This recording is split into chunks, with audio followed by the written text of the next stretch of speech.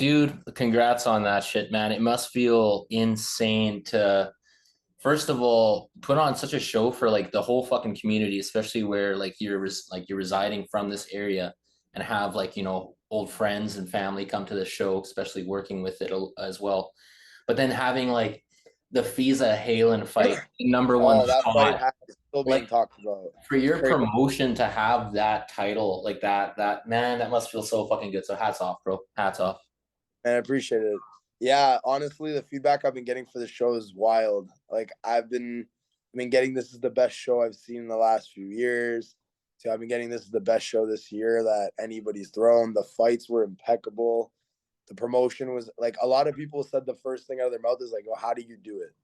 How do you run a show that clean, that good?" And you just fought back to back 2 weeks literally before the show, and you were halfway across the world and set the show up clean. Like I said when I was at the show, bro, I have the best team that handles everything. My guys, like, I don't know how it is, but somehow they do it. And like, hats off to my guys that really like they put in the work. They're the best hustlers I've ever seen in my life. Dude. They love it. They love what they do. And when you love it, it's never work, right? So you'll put your heart and passion into it.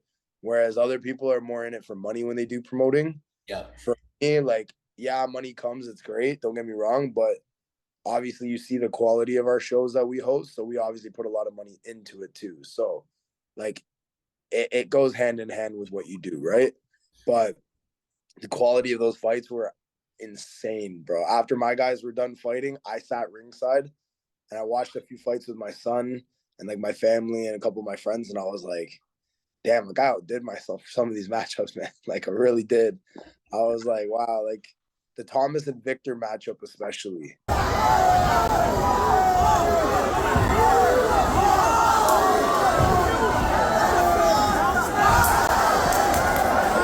Bro. Bro.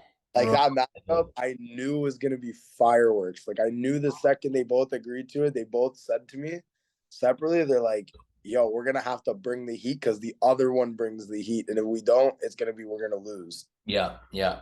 So I know a lot of people in the community have been talking about that fight. That fight was spectacular to say the least. Obviously, the Halen and Fiza fight has so much tension leading up. There's so much not animosity because those kids they're not like that, right? Like they're not bad blood kids. More type of like they both are so talented and so good that they both want to be the best. Mm-hmm. And yeah, it just worked. I think that when you take a big win, you get comfortable, right? And I think that's for anybody. I've had that too myself as a professional athlete that you get complacent with where you're at. And Fiza unfortunately just woke up like and she got mad. So Mm-hmm. her it was one of the things that it's like I've trained this kid since she was 6 years old. So I've had her for almost 7 years now. We're coming on. And like every day she just gets better and better and better. And it's consistent improvements. It's not like, she gets stagnant for a month. Like it's every day she finds a way to better herself than the last. And I think that really hit for me when Kieran came to the gym the day after the fight. Mm-hmm. And we agreed that she's got the WBC world title shot now, which is outrageous, bro. Like, to be honest with you, at 12 years old, she's getting a world title shot on the biggest organization in the world, let alone and doing it in an international fight in her hometown in front of her people in Toronto. It's almost like a fairy tale to say the least. Yeah, 100%. So, and we've only had one Canadian be able to get a shot like that. And that was Mark McKinnon. He fought in the hometown of Calgary in front of his people. Unfortunately, came up short, but it's what happens sometimes when you fight the best in the world, right? Not every time is going to be your night. But given with the opponents that we got to choose from and everything set up accordingly, I don't see her not coming away with the dub. I think she's going to be one of the biggest names in combat sports for females very shortly as a youth coming up to an adult. I think it will not be too long until she hits 18 and she ends up in one championship. Oh, dude, 100%. And back to like for it about it being, not about the money or not, you can see because dude, like being ringside and see like obviously I've said it to your face at each show. I said it to you at Muay Thai World Cup. Your coaching and how you, speak to your crew and your student there. in between rounds after the fight, how, hyped you get, how anticipated you are when it's a split, the raw emotion that you bring, and what you show and what you give to these guys when these fights are on, man. You can see it, that's what you fucking love. Again, you scream till your throat's raw. You're running around like crazy trying to make sure. Sounding good now because I had days to rest. Fucking Other than fire like, alarms are getting fuck. pulled, man. Like, just madness, Oh, bro. that was funny. So we found a guy at the event because he was getting too hysterical and being loud and caused problems, whatever. And that happens at events. People get drinking, or some people just get stupid and things happen. And you gotta toss somebody out, and it's kind of Yeah. what happened. The guy went back to the back room of the door to the other side, walked down the basement, pulled the fire alarm, and walked out. But surprisingly enough, the fire alarm didn't stop our event. Oh, And the fire department, God bless Brampton's fire department, because they could have been assholes and chose not to be, and they didn't shut us down. And they let the event continue. And to be honest, we finished a lot earlier than we expected, and it was yeah. perfect. I Yeah. thought we were with the fire alarm inside. I thought we were gonna be done at 1:30, 2 o'clock. I'm like, oh my god, sanctioning body's gonna get mad. Yeah. We're gonna be here till the middle of the night. Like, this is not what we planned for. Like, people are gonna be tired fighting. Like, this is not okay. That's why we started earlier than we usually do. Because usually we start around 6:30. Yeah. Started around 4:45, 5 o'clock. Yeah. Which, to be honest, worked out a lot better. I found that it was more doable also for even fans too, because people don't want to sit in the stands for 7 hours long. Like, at the end of the day, 100%. like it's a long day to be sitting there. So moving forward with our events, we've come to terms with the amateur side and pro, because now that we have such a following and our show is doing the tremendous value that it has and has brought to the table, we're going to be leaving it at max 15 to 20 fights a card now. Nice. But with us being able to do that, because we have the mix now of the junior show, the women's only show, and then the actual main Rise show. Yeah. That doesn't include Muay Thai World Cup. That's exactly 4 separate shows that we're going to be doing throughout the whole year round. And in between that, you got to think. So kids get matched up on the junior show. Only the best kids will be allowed on the main show. Yeah. I looked at the main show that happened on Saturday. There was only 2 kid matchups, or 3 at most. Yeah. And those are the top athletes in the country fighting as juniors. A matchup I really, really liked was the Mafa Isaiah Bassus, who's the younger brother to Olivia Bassus. Zeus is awesome. Bro, his energy is a different thing in a building, and people don't understand it till you witness it. Yeah. A lot of people are like, well, he lost. Why is he so crazy? And but that energy is what ignites fans to love being in that atmosphere, right? 100%. He came to fight. He did his job, and he did a great job. And the other kid, Torin, did a great job as well. They come from both very respected academies. So the fight was super close. It could have went either way. And that's the thing. When you leave it in the judge's hands, a fight can go either way. Like Halen and Fiza, for example, in the second fight, a lot of people didn't believe that Halen won that fight.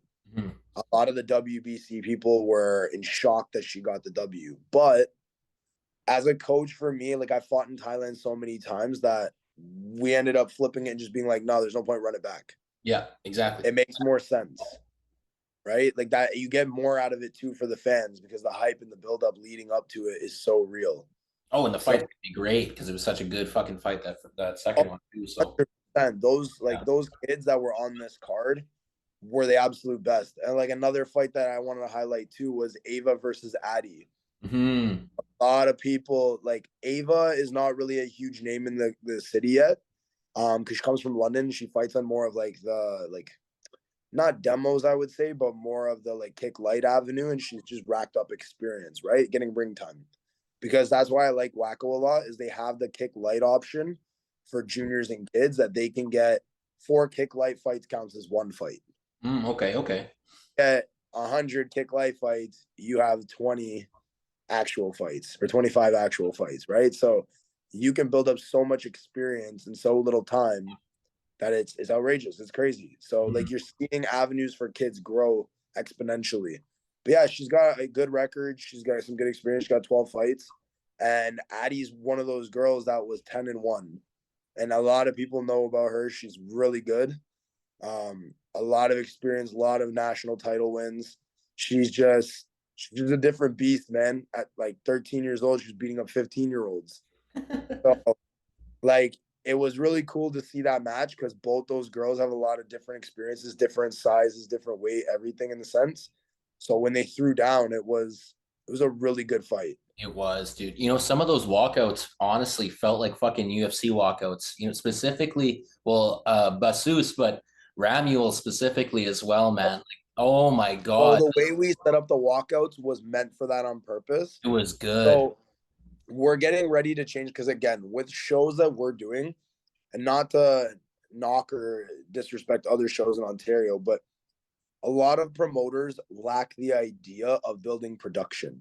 Yeah, But these guys are so focused on just fight, fight, fight, which is great. Don't get me wrong. But at the end of the day, people come for entertainment. yeah, I'd rather watch a medium good fight than the absolute best fight and the production shit.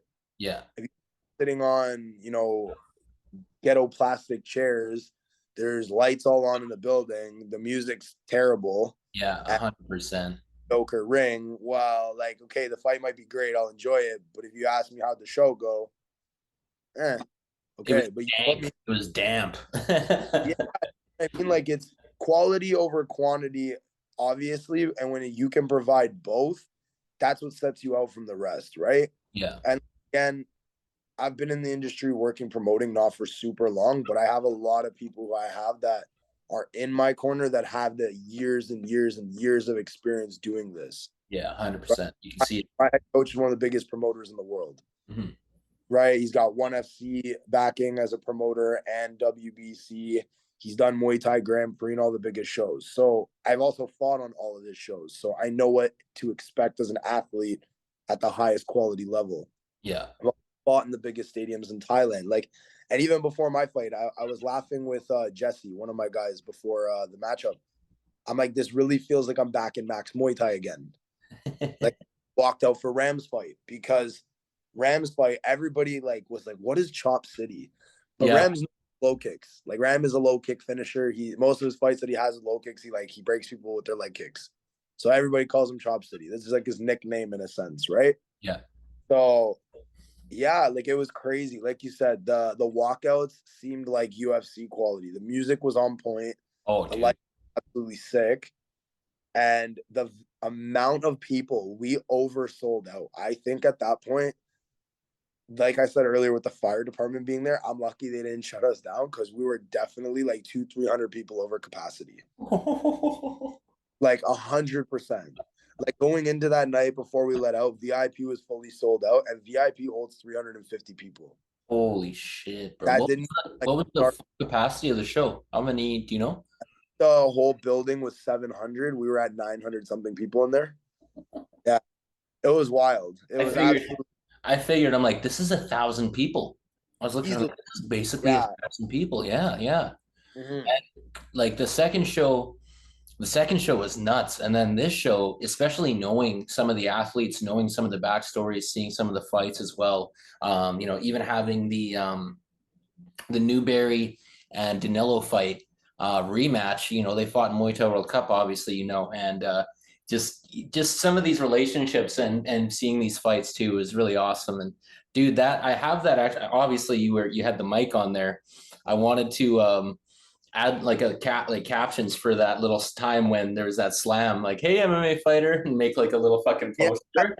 And we're laughing about that because a lot of people commented, they're like, how are you guys having a full out conversation while your fighters are fighting? I'm like, but that's my relationship with my coach. Yeah. If you've been around me and Kieran long enough for even 30 minutes, you know that we both can't go 30 minutes without throwing disses at each other 24/7. I swear. The day after at my gym, I'm getting roasted every 5 minutes. So it becomes something that you get used to. So like in the corner after Danilo got hit, and it was totally an illegal move. Kieran, Oh yeah, yeah, yeah. That was a if he slap. knew, I Slap. could have been and told Danilo to stay down and not get back up, and we would have won the fight by disqualification because the Wacko was going to disqualify Newberry because it was an illegal slam. Yeah, that's true. Kieran played smart, and he'll know this because he kept going like this in the corner, no heart. No heart. So I got mad. I'm yelling at Danilo, "You get your ass off the ground now!" And only to I find didn't out see Kieran that. paid me I didn't see that. because and it's so funny because a lot of people did, and Kieran knew that if Danilo got back up, Sean wasn't getting disqualified. So Oh. they finished the fight, and that's what it was. Because the next day, Kieran's like, if Danilo had not gotten up, we would have lost to you. And I'm like, motherfucker. Of course he said that. Eh? Oh my god. So, yeah, my relationship with my coach is definitely, like I said when I made the announcement for retirement too at the show, right? And we'll get into that a little bit as we go through this podcast this time. Yeah.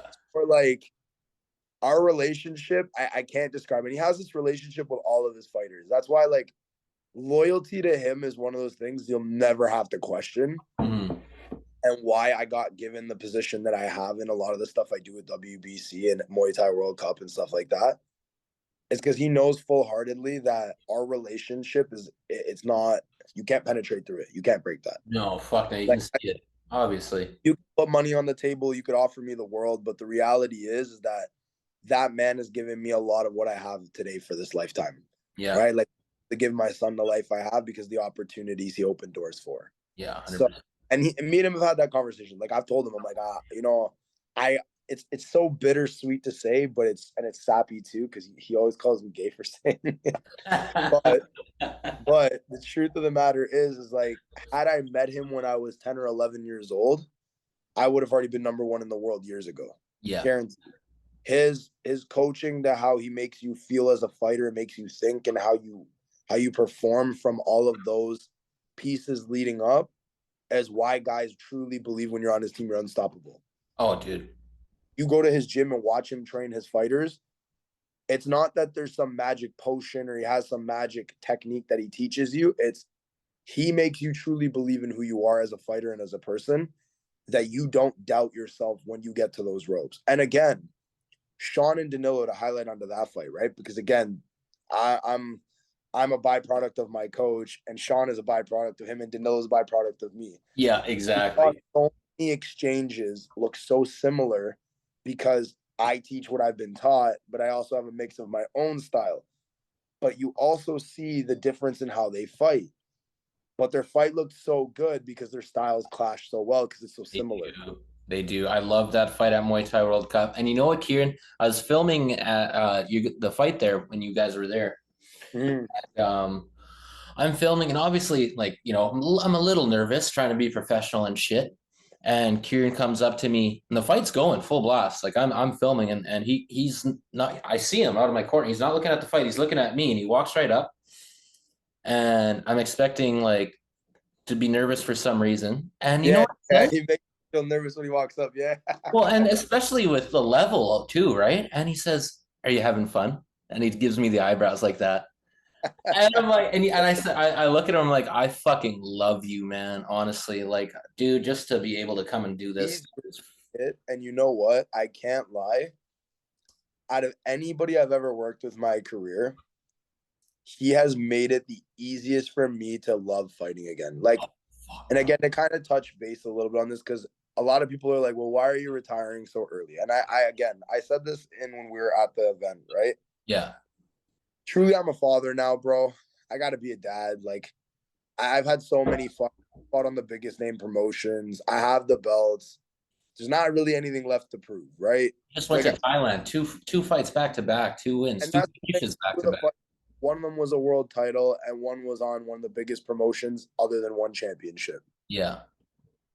Like, I can continue to do this for the next 5 years if I really wanted to. And don't get me wrong, I love fighting more than anything. Like I said at the event, I don't know a life different outside of this. And that's where I'm able to transition into promoting. Exactly. Because I get that feeling of being there in it.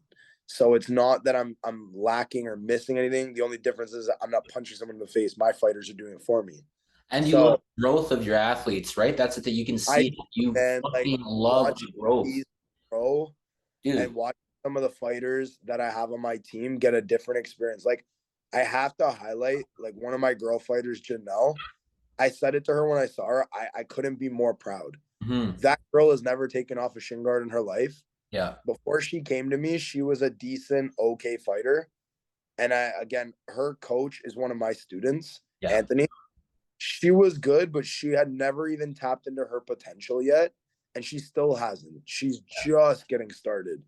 And to watch her go up against Oliver Moore, and honestly, and in my opinion, I think Oliver's a fantastic fighter. I have nothing but respect for Oliver. I actually, like, I've helped Oliver a lot getting fights and stuff like that, because very respectful person, very hard worker, has no issues with anything, just shows up to fight and does their job. And I Loves to respect fight. it.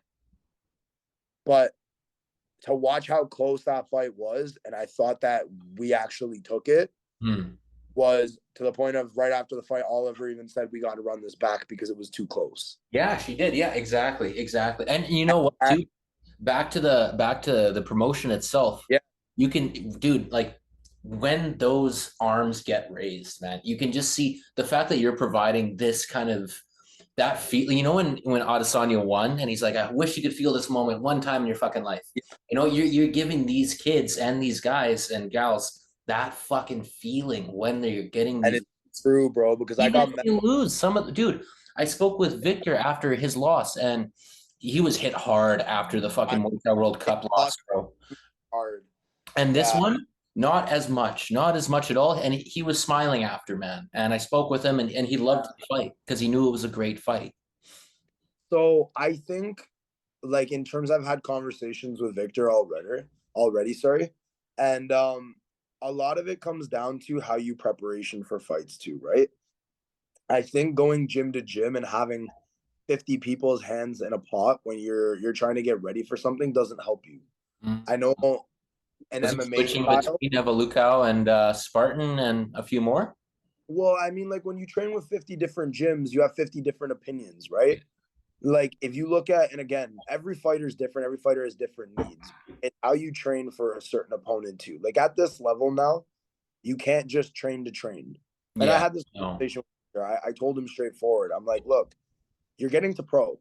When you go pro, you don't have gambling chips to play with for fun. No. At this point, when you place a bet, you got to know that bet is full hand. Like, I got to know, like, if I'm playing, you know, with cards, I got a full royal flush underneath every hand I'm betting. Or I'm not fucking betting. I'll sit out, call it a round, bro. I'm good with it. Why? Because at that point, your gambling needs to be so good that when you put all in, you know you've done every bit that is required. Doing MMA sparring mixed with boxing sparring mixed with jiu-jitsu and then doing Muay Thai and you're preparing for a Muay Thai fight makes no sense to me. Yeah. And I this to him. I'm like, look, like, you had a fantastic, spectacular performance against Thomas Mandra. And obviously, everybody knows Thomas is no walk in the park fight to anybody. Thomas is very big, very tall, very strong. The And reach on him, and he's fast, and those kicks, dude. I couldn't believe that fight, man. Me and Nathaniel, I wanted to get more post-fight interviews, and Nathaniel would look at me when these walkouts would happen, and he's like, "Bro, you have to watch this." Yeah, and it's one of those things where, like, every part of the show got better, right? I think from the beginning to the end of the night, the one difference between Rise 2 and Rise 3 was everybody stayed to watch every fight, because it was after one fight, you're like, oh my God, the next banger's on. I can't miss this one. You did that. God, banger's you on. pulled that off. I noticed that. I was like, the crowd at the end, I was looking around. I'm like, this is happening. And it was 12 o'clock at night. You still had 600-700 people sitting in the building. It was wild. Yeah. And that was one thing that, like, my mom said to me too, because she was at the show as well. And she was like, every fight was so good that people were sitting there to watch every single one, because if you had left, you would miss something that was so valuable to see, right? Oh, 100%. And like, there was a couple even amateur fights that were on the earlier parts. Like, there's one fight that was really good that came out. It was George Niklaus versus Brian Chavez. Now, both Brian came and cut down mad weight to fight George. George went up weight to fight. But both those guys were heavy hitters. Obviously, the fight got stopped early due to safety, but it was a great fight. The walkouts, everything leading up was fantastic. And a lot of people were talking about that too. Like, George is one of those guys in the community that's never really got an opportunity to fight on any big shows. More to do with political stuff. But regardless of the fact, George got some really good recognition from this fight, which was definitely needed for him. Nice. He's been one of guy has gone to some of the smaller tournaments. He's won some good fights. You know, fought some really good guys in demos and stuff, but he's never really gotten that. Look at me, I'm here, I'm good, and watch me fight. Yeah. Right now, this gave him that opportunity. Obviously, like we said, in front of 900 to 1,000 people. That's a lot of people to watch a fight, bro. Yeah. Yeah. Pro start getting into, right? And obviously, with our announcement for Muay Thai World Cup coming to professional in Ontario, which is done now at this point, we're going to be making announcements very shortly. You now open doors to show kids, because there was a lot of kids at the show too. Mm-hmm. Levels to the sport now. Now you can make it. It's not having to worry about going international. Like I was talking to Halen earlier today. She was messaging me, congratulating Fiza, whatever. And I even said the same thing to her. I'm like, I have fight offers for you already. Like November 11th, there's going to be an American girl. I already have it done. Yeah. Like, again. Yeah. Boom. And you fight. And that's what it is, right? Like in Thailand, you lose a fight. Okay, on to the next. Who you fighting next? Yeah, exactly. How sport will build. Yeah. A lot of the Canadian coaches have to break this mentality about winning and losing and it being end all or be all. Oh my God. Right? And it's so true, bro. And it's such a headache to deal with because you'd be surprised.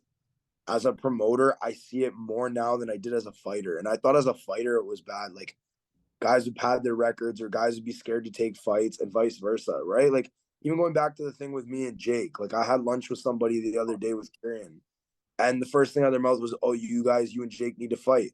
And I didn't even have to say a word. Kieran jumped to it before I did. He's like, we sent him 3 contracts. He never agreed to fight him. He won't fight Mike. Call it a day and it's done with. Yeah, exactly. Not coming up 15 pounds to fight him. So this is stupid. Yeah, yeah.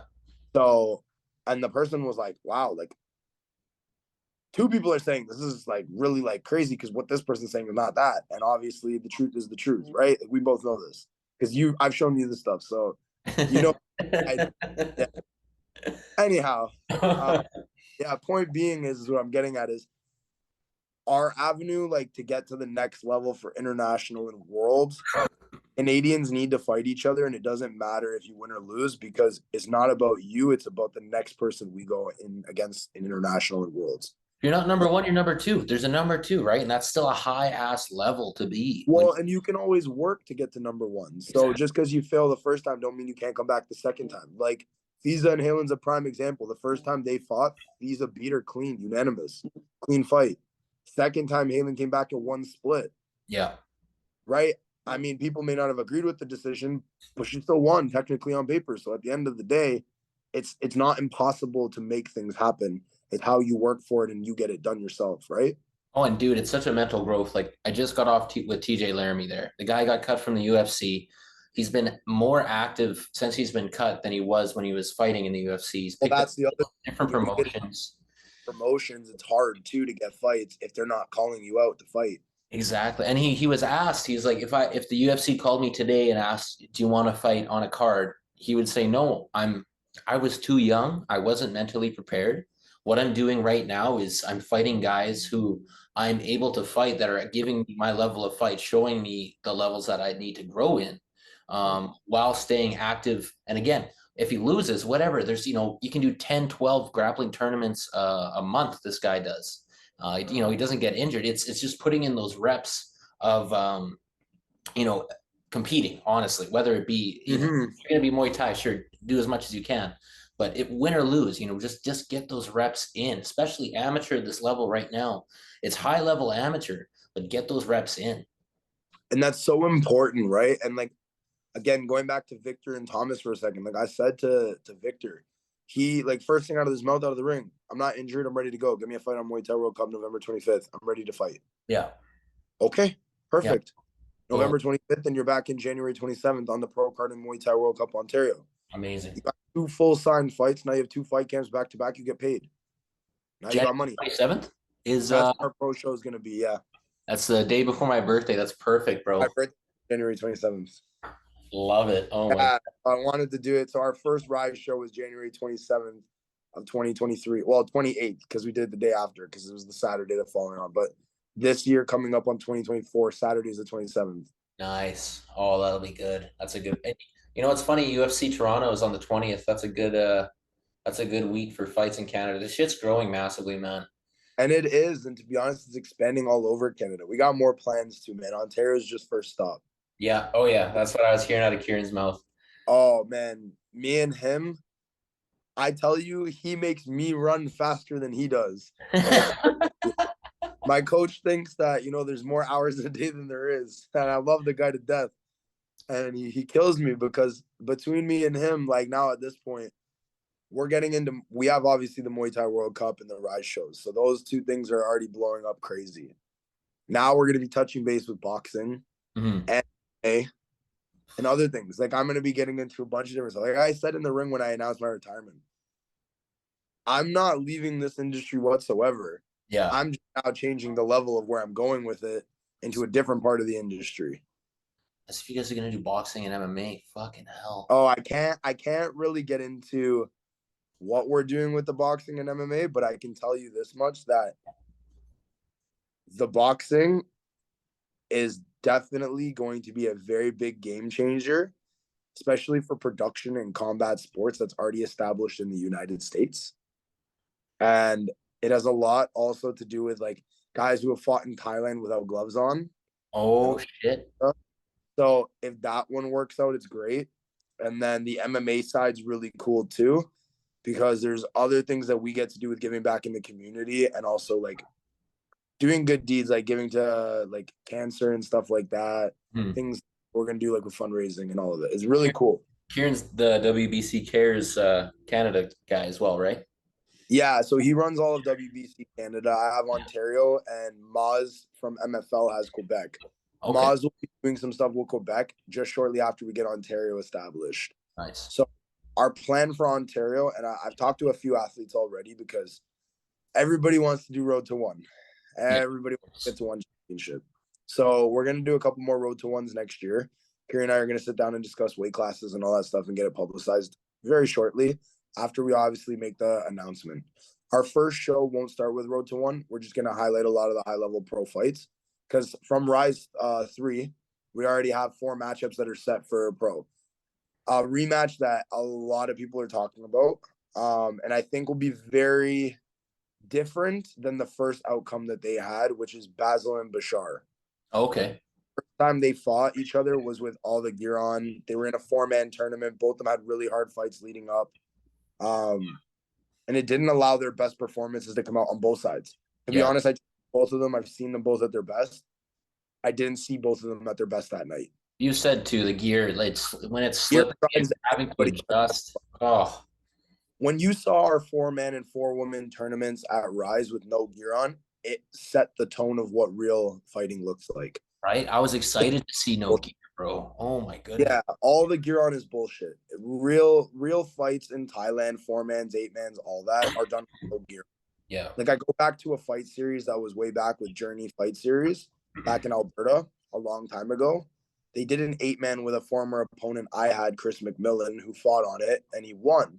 It was an 8-man. It was an 8-man or 4-man. It was one night. They fought all no gear, and everything. I think it was just with elbow pads because obviously at that time, professional was illegal. Yeah. So only place that professional is really legal in Canada is on the reserves, which we're going to be doing the same thing for Muay Thai World Cup as Alberta is. Ours is on the reserves as well. Nice. So yeah, so it helps us because politically, obviously in Ontario, there's an organization out there that likes to cause problems for everybody. Yeah. And it's publicly getting known now, right? Like they're starting to get booked for how they treat people.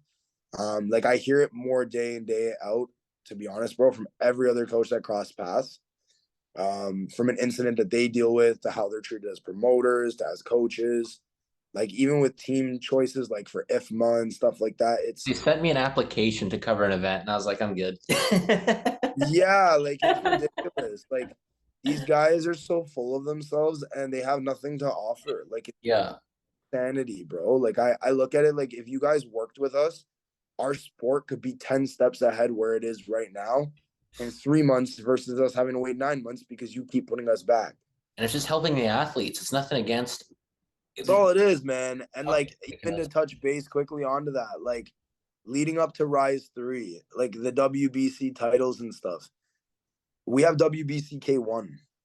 Everybody publicly knew this. Mm-hmm. And guys from this organization, MTO, like fully put out blasts to different organizations saying that we were hosting illegal events, that we were doing this, that we were doing that. And it's insanity because we never did any of that. Like, and our stuff's fully sanctioned for kickboxing. We've never held a Muay Thai event through It's that. So it's tight. You look at those Waco officials, and they're fucking official. they're on They're point with all straight. the rules and Yeah. they don't mess around. No, fuck So no. it's like you guys may feel the type of way because, you know, there's obviously political battles back in Thailand leading all the way to here. Yeah. But if you look at the reality of it, the political battles are all falling onto MTO and IFMA. Those are the guys getting arrested for defamation and getting sued. To touch on that too, Kevin Noon, the WBC guy there from Kevin's a good guy. I had a good chat with him on the phone, and he filled me in a little bit more on the legal side of shit there, and it's just ridiculous what's going on with that. It's Well, like Stephen Fox keeps getting arrested. He's gonna end up in jail soon enough and be somebody's Thai boyfriend. So to each their own, bro. Like I said before, I don't need to have to be partners with anyone to help them. Like the person I had lunch with Kieran the other day was like, why don't you guys have a sit down talk with them? I don't need to have a sit down talk with anyone. We have our thing going. We did our stuff. It's on the reserves now. At this point, there's nothing that any of them can do to stop it. And like they tried to cause problems was already once everything was confirmed and done. They were already like, in a sick sense, I'm not even trying to poke the bear, but they're like a couple months too late to the game. We already the game and won. Like, and it's not even about playing the game to win and like, you know, get rid of them. Like they can stay, do their own thing. We have no problem working with them. Yeah. Like we still send athletes to their shows just because that's who we are. We're not bad people. Because it's about the fighter. It's about the fucking athlete, right? Like, yeah, like I grew up fighting in the day. Don't get me wrong. Like I know a lot of the officials personally, like, and they've known me since I was a kid. So I have no hard feelings with them. I just don't like how they treat people. And I don't agree with money gouging coaches and gyms that are already struggling still out of like the pandemic. Like I know people that own gyms that are not in green, bro. They're still in terms. They haven't gotten themselves out. Like I'm fortunate, knock on thing. Like I do really well and my gyms are solid. Like I got it like that. So I'm good. But not everybody else is in the same boat, right? Some areas are different. Some people don't have the money to put up for advertisements and stuff like, and they're hurting. But you're finessing people out of $600 to learn how to do push-ups, and you make people get on their hands and knees and bow between your legs. I disagree with that because I've lived in Thailand for a very long time, bro. Not one of my ajans has ever made me get on my hands and knees and bow down to them. Do you know how disrespectful that is? You might as well spit in my face. I don't agree with, you know, you win a fight, you knock out somebody, and people saw it at my thing. I got my hands and knees and bowed down to my opponent. That's a respect sign. That is taught by Thai coaches. Yeah. But even my coach, Joe, when I would get down and bow to him and say, thank you for getting me the fight, he does not like that. He gets mad with it. Yeah. He's told me before, you don't need to do that. Like your family, I take care of you. Like I want to see you do well. I don't need you to do that. Exactly. It's just a look. It's literally just a look. Like with Petch and Adrian from Glory there, you'd walk in and it was you walk in just a quick, one of those, and that was, the most respect. Yeah, we're good, bro. Okay, solid. Yeah, so where were we? We were talking MMA boxing. Yes. So we got into the whole MMA stuff as well. So we'll see. It's a different avenue to build on. I definitely think MMA is going to be probably the last one we're going to get into as we start to build. I know he's experienced in MMA promoting. Obviously, I do not. But I've been to enough MMA shows that I can kind of expect to understand what fans would like to expect to make sure the production level is at the quality we want it. For sure.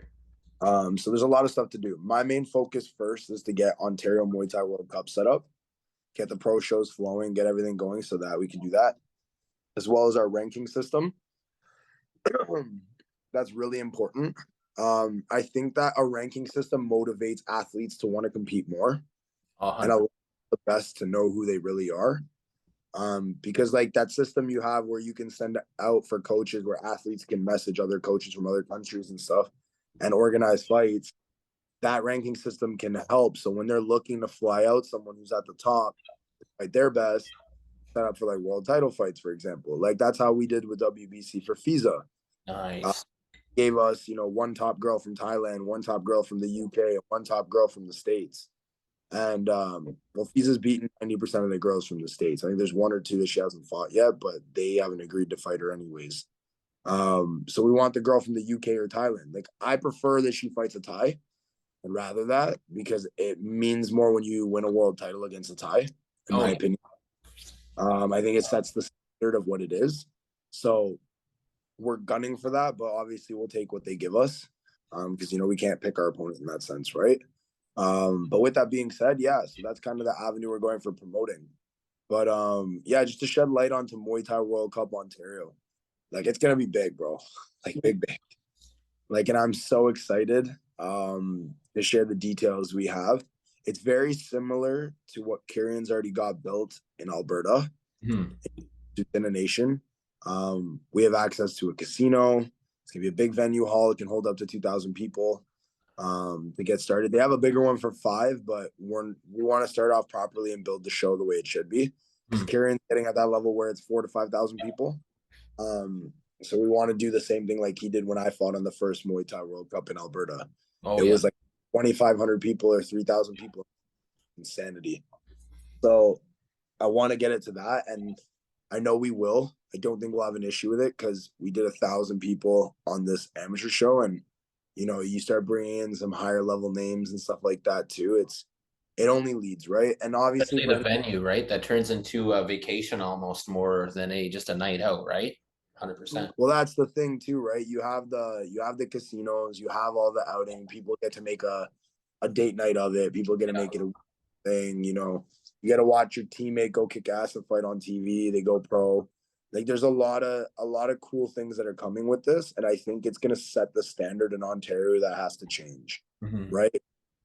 Politics and that aside, this only betters our sport and the athletes' opportunities and the gyms, man. Like it looks good for your gym to be able to say you have pro guys competing on the biggest show in North America. It looks good to have guys competing in one championship or road to one, or you have the level of that coaching to be able to open doors for your athlete to compete in that, right? Politics is like have to stop playing a factor into a lot of stuff with matching and obviously fighting and all that because it only hurts your athletes and your team, right?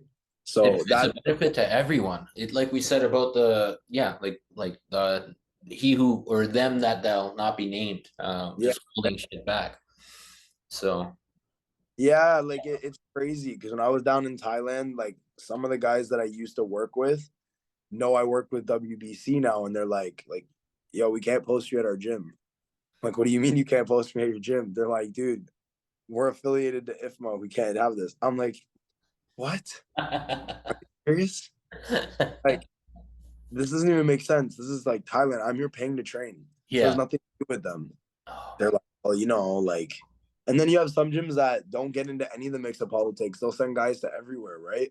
And those are a lot of the people I deal with now, even for our promotion too, bro. It's just like, it's so much easier to set up fights because everybody wants to fight. Like guys on our card will go to MTO, go to WACO, go to WBC, go to Montreal Fight League, go to all these other shows too, and it's good. That's how it should be. Coaches get more experience for their athletes. The gym name gets out more. You make more money because your gym now is being seen as it's a stronger gym. It's fighting on all these cards. Your guys are winning. Your guys are doing well. It just looks better for you as an overall, right? People don't always look at the bigger picture. They look 100%. For example, Taylor fighting this Saturday. What's going to be the talk? She just fought on Rise and is now fighting on this next promotion, right? Like that just grows both promotions. It's good for both and for her and her coach as well. Yeah, Taylor made me sad because she's one of our golden fighters, and I was anticipating we were going to bring her pro and she's going to go all the way. But actually, this fight on the weekend is her last fight. She's going to be retiring. No way. She's she's young, right? Like, and her purpose isn't to go professional or go all the way to the sport. She loves what she does, and she's very talented at it, given her track record of how well she's done in the sport so far already. But not everybody wants to be a pro fighter. Not everybody wants to be at the top. But then you have kids who are coming up like Fiza and them who do. So everyone has a difference in that. But yeah, it's gonna be her last fight on the weekend. From at least that's what Crowley has told me. But we'll see, because I was trying to get, obviously you saw the 4-woman tournament, Oliver won. Yeah. And, that was the rematch everybody was talking about. Everybody's like, oh, okay, now we finally get to see them go round 2. They're going to settle the score. They're going to end it once all and be all. But she's actually going to be in Thailand. So there won't be a way to get her back to fight Oliver. But Oliver has a nice WBC title shot with a very high-level opponent. Nice. It's going to be a very good fight for Oliver. We'll be sharing more of those details closer to the date. But I always like Ontario versus Alberta fights. I think it's... Can you tell me and I'll edit it out? Yeah, she's going to be fighting... No way! I figured. That's cool. That's or 2 or 3 more fights out of each one. So that's perfect. Yeah, so it sets what I'm doing already in motion, and I don't even have to work really for this, because now they both all want it. So it writes itself. It does. Like, even from the Rise 3 show, bro, I was telling you, like, the fights we set up were done purposely to make more fights after the fact. Like, if you remember, Thomas Mandra lost to Stefan Opong in the Road to 1. Yep, I do. There we go. First thing me with right afters. So rematch. There you go. Right, and right there. So we'll hear what happens with that. It's an opportunity that's definitely on the table. Like, and again, we don't have to hide these fights, right? Because we're the only pro show in town at this point. Like, nobody can offer it but us, and we have the access to do it. And the point being with that is that we get to offer the biggest fights, and it allows fighters to compete so often, right? Because and now is that we're gonna have 4 pro shows a year in Ontario, 4 pro shows in Alberta, and 4 in Montreal. That's 12 pro shows a year. Now you have the opportunity to fight everywhere. People want to fight. Hemi, for example, he has 12 fights this year? 12 fights this year? My fighter drives me nuts. He wants more fights. I want to handle the coach. Like, we'll laugh about this. Since January, he's fought Rise twice. That's 2 fights. Montreal Fight League for a title. That's 3. And then he did two demos, 3 more sanctioned fights between TBA and Wacko. And then he did the 4-man, so that's 9.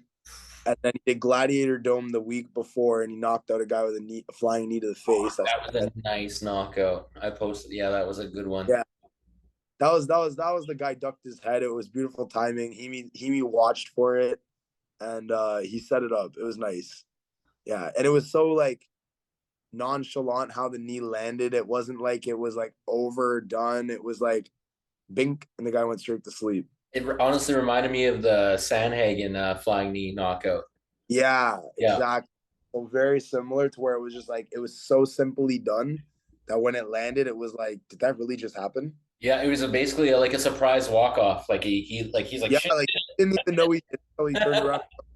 Yeah, he was like, wait, did I just do that? Yeah. And it was wonderful. I remember him calling after. He's like, yo, I can't believe it just like rearranged that guy's face with a flying knee to the head. Well, he did it, so good for you, bro. Okay. But yeah, he's fighting again next Saturday for a title fight. Hemi's fighting again too next Saturday. And he just had a Bearshin fight like a week ago, not even a week ago. Oh yeah. I want to go back quickly about you here. Yeah. So just in detail, for how was Thailand, getting there, training there, sleeps, like, I know, like, fucking, does that affect all the traveling? You got to fight so fast. So, like, a lot of people, they ask me why I went up a weight class to fight. It's because guys in Thailand have watched me fight so much, bro. Like, and again, I'm gonna go a little off topic here, but I have guys that have come from Ontario that aren't even at my gym. There are other gyms too, that have gone to Thailand, and they see my fight posters all over through Thailand. Like, some have gone to Bangkok gyms and seen them. Some have gone to Hue Hin. Some have gone to Chiang Mai. Some have even gone to Phuket. Because I've fought in many different stadiums and throughout Thailand, right? Not every fight was a big major fight. Some of them are just to get experience and rack up the, like, numbers in my career, right? I got messages from guys being like, dude, like, I didn't know you had this much, like, fights out here. Like, you fought many weekends. Like, me doing 2 fights back to back week after week is nothing like unnormal for me.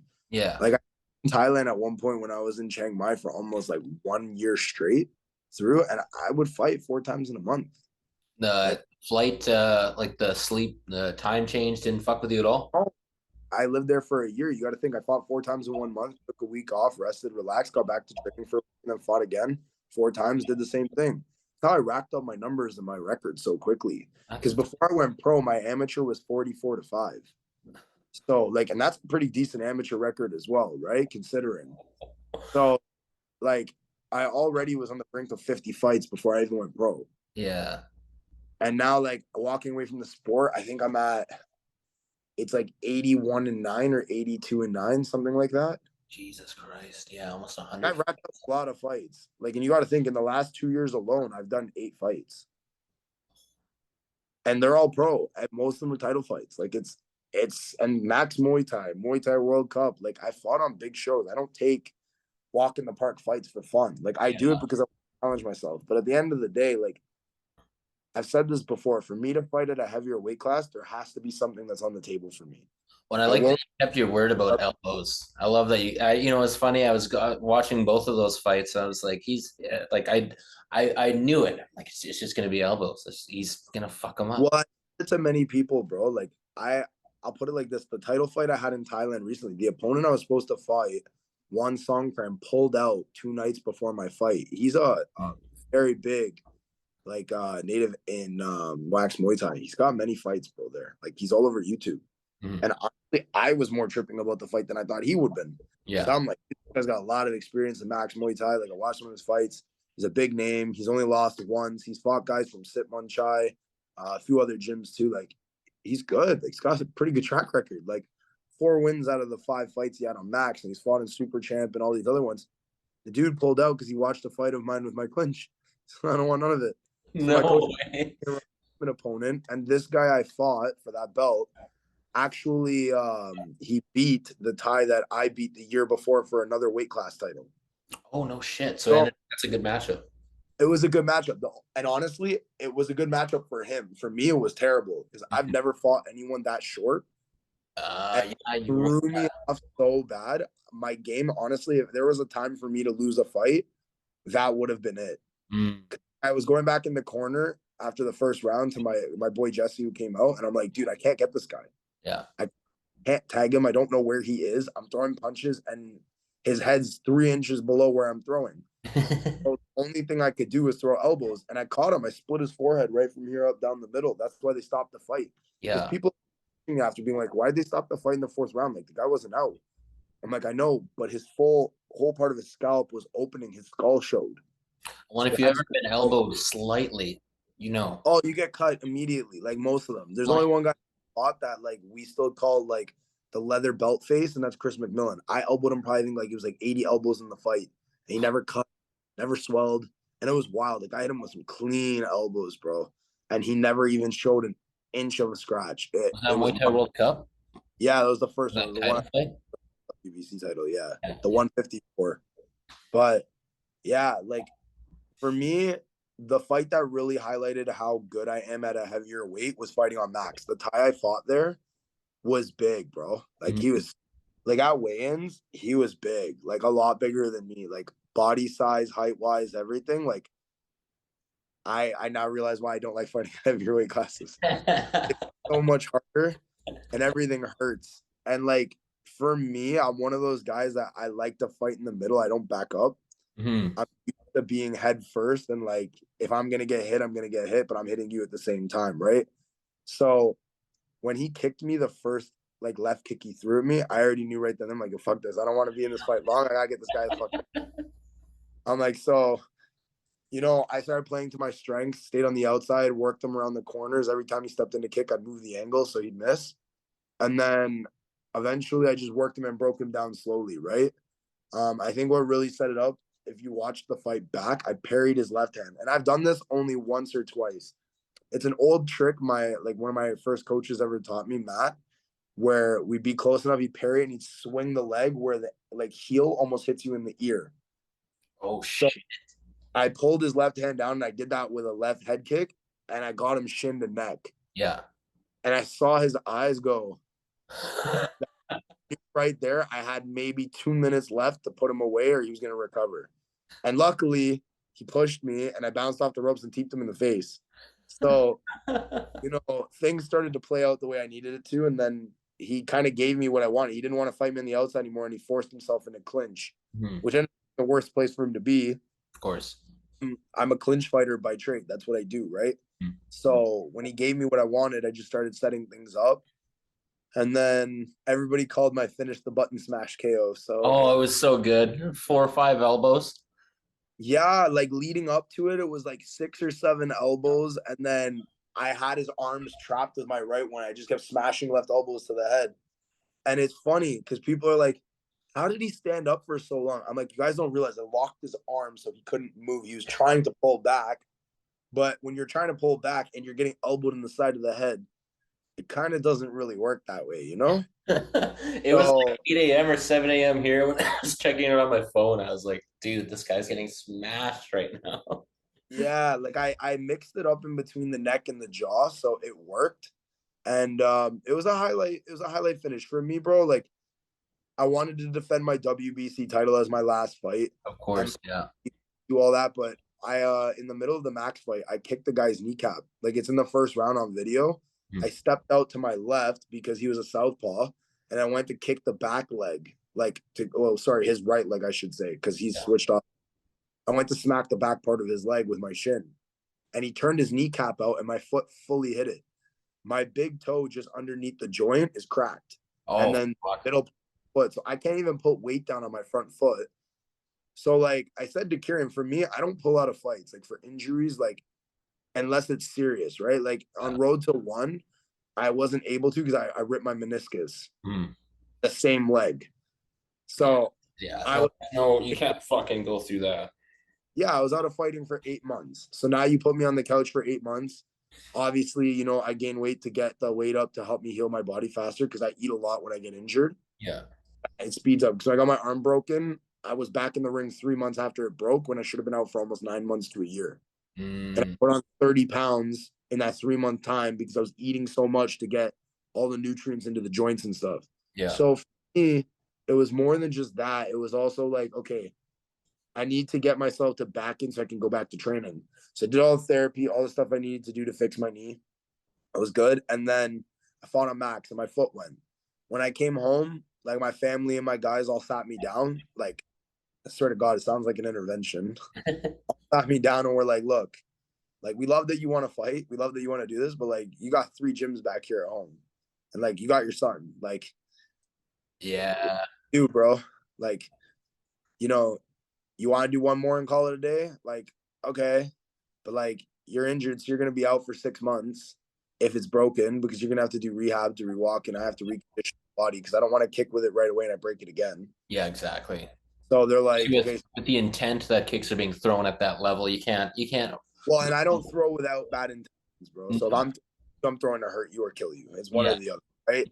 So with that, I understand where my team was coming from because they're like, look, like we have your back if you want to do this, but like you need to take care of yourself too. Because the other thing is this: that whole Rise 3 card.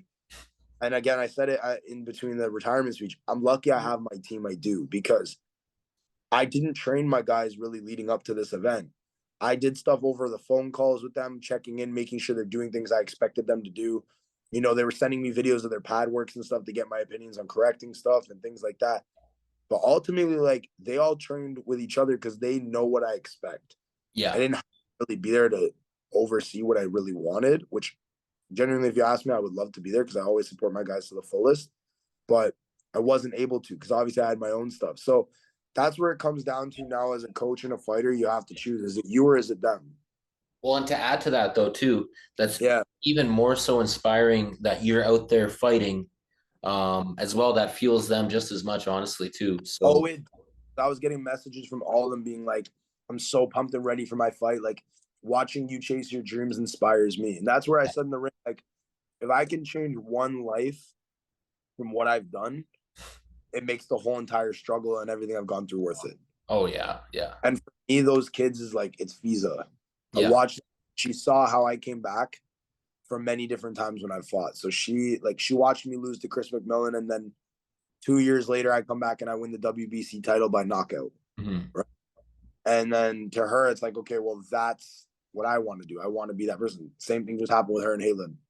And she said it to me at the end of the fight. She's like, you inspired me for what I did. It was awesome when you're yelling at her in after that. You're like, "Who are you?" She's like, "I'm the champ." Like that was like a Rose Namajunas, like I'm the best kind of moment right there.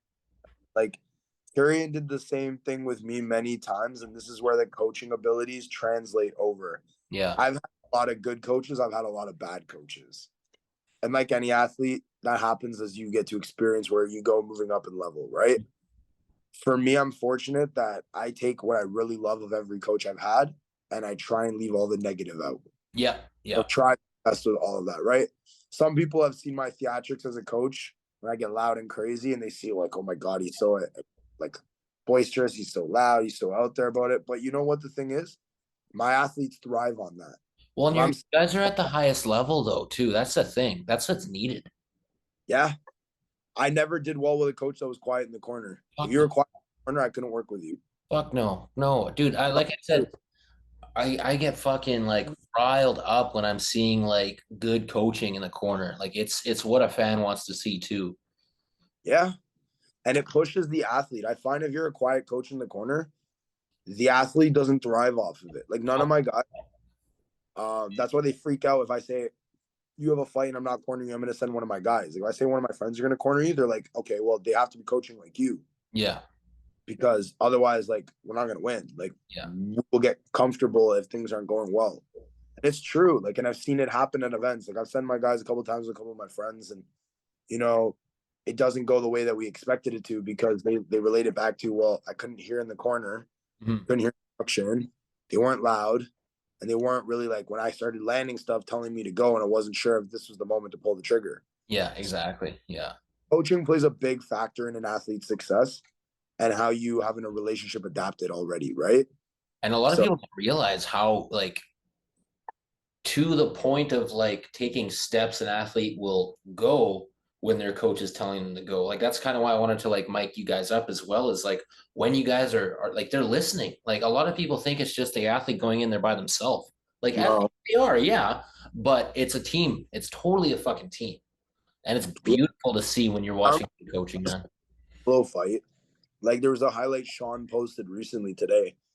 And you saw the difference of when I kept telling Danilo, because it was the same round where I said to Danilo, you need to put that overhand on his chin. Yeah. And you're telling Victor, tell him in Portuguese. Yell at him in Portuguese. He's not here listening to me to pull the trigger on that overhand right. Yeah, he won't hear me to do it because he's used to having a Brazilian corner. Yeah. Telling him to do stuff, right? Yeah. So for him, it's like you have to know the athlete to understand it. And me being a high-level pro fighter, I understand what works best for me. Well, in Waco, they came and they told Victor to go, so he had to go to the side, and he was yelling from there as well. Yeah, they told him the same thing. So I know that a lot of that happened during the event. Like our sanctioning bodies, they're very professional, right? Waco has done things by the book, and I respect it.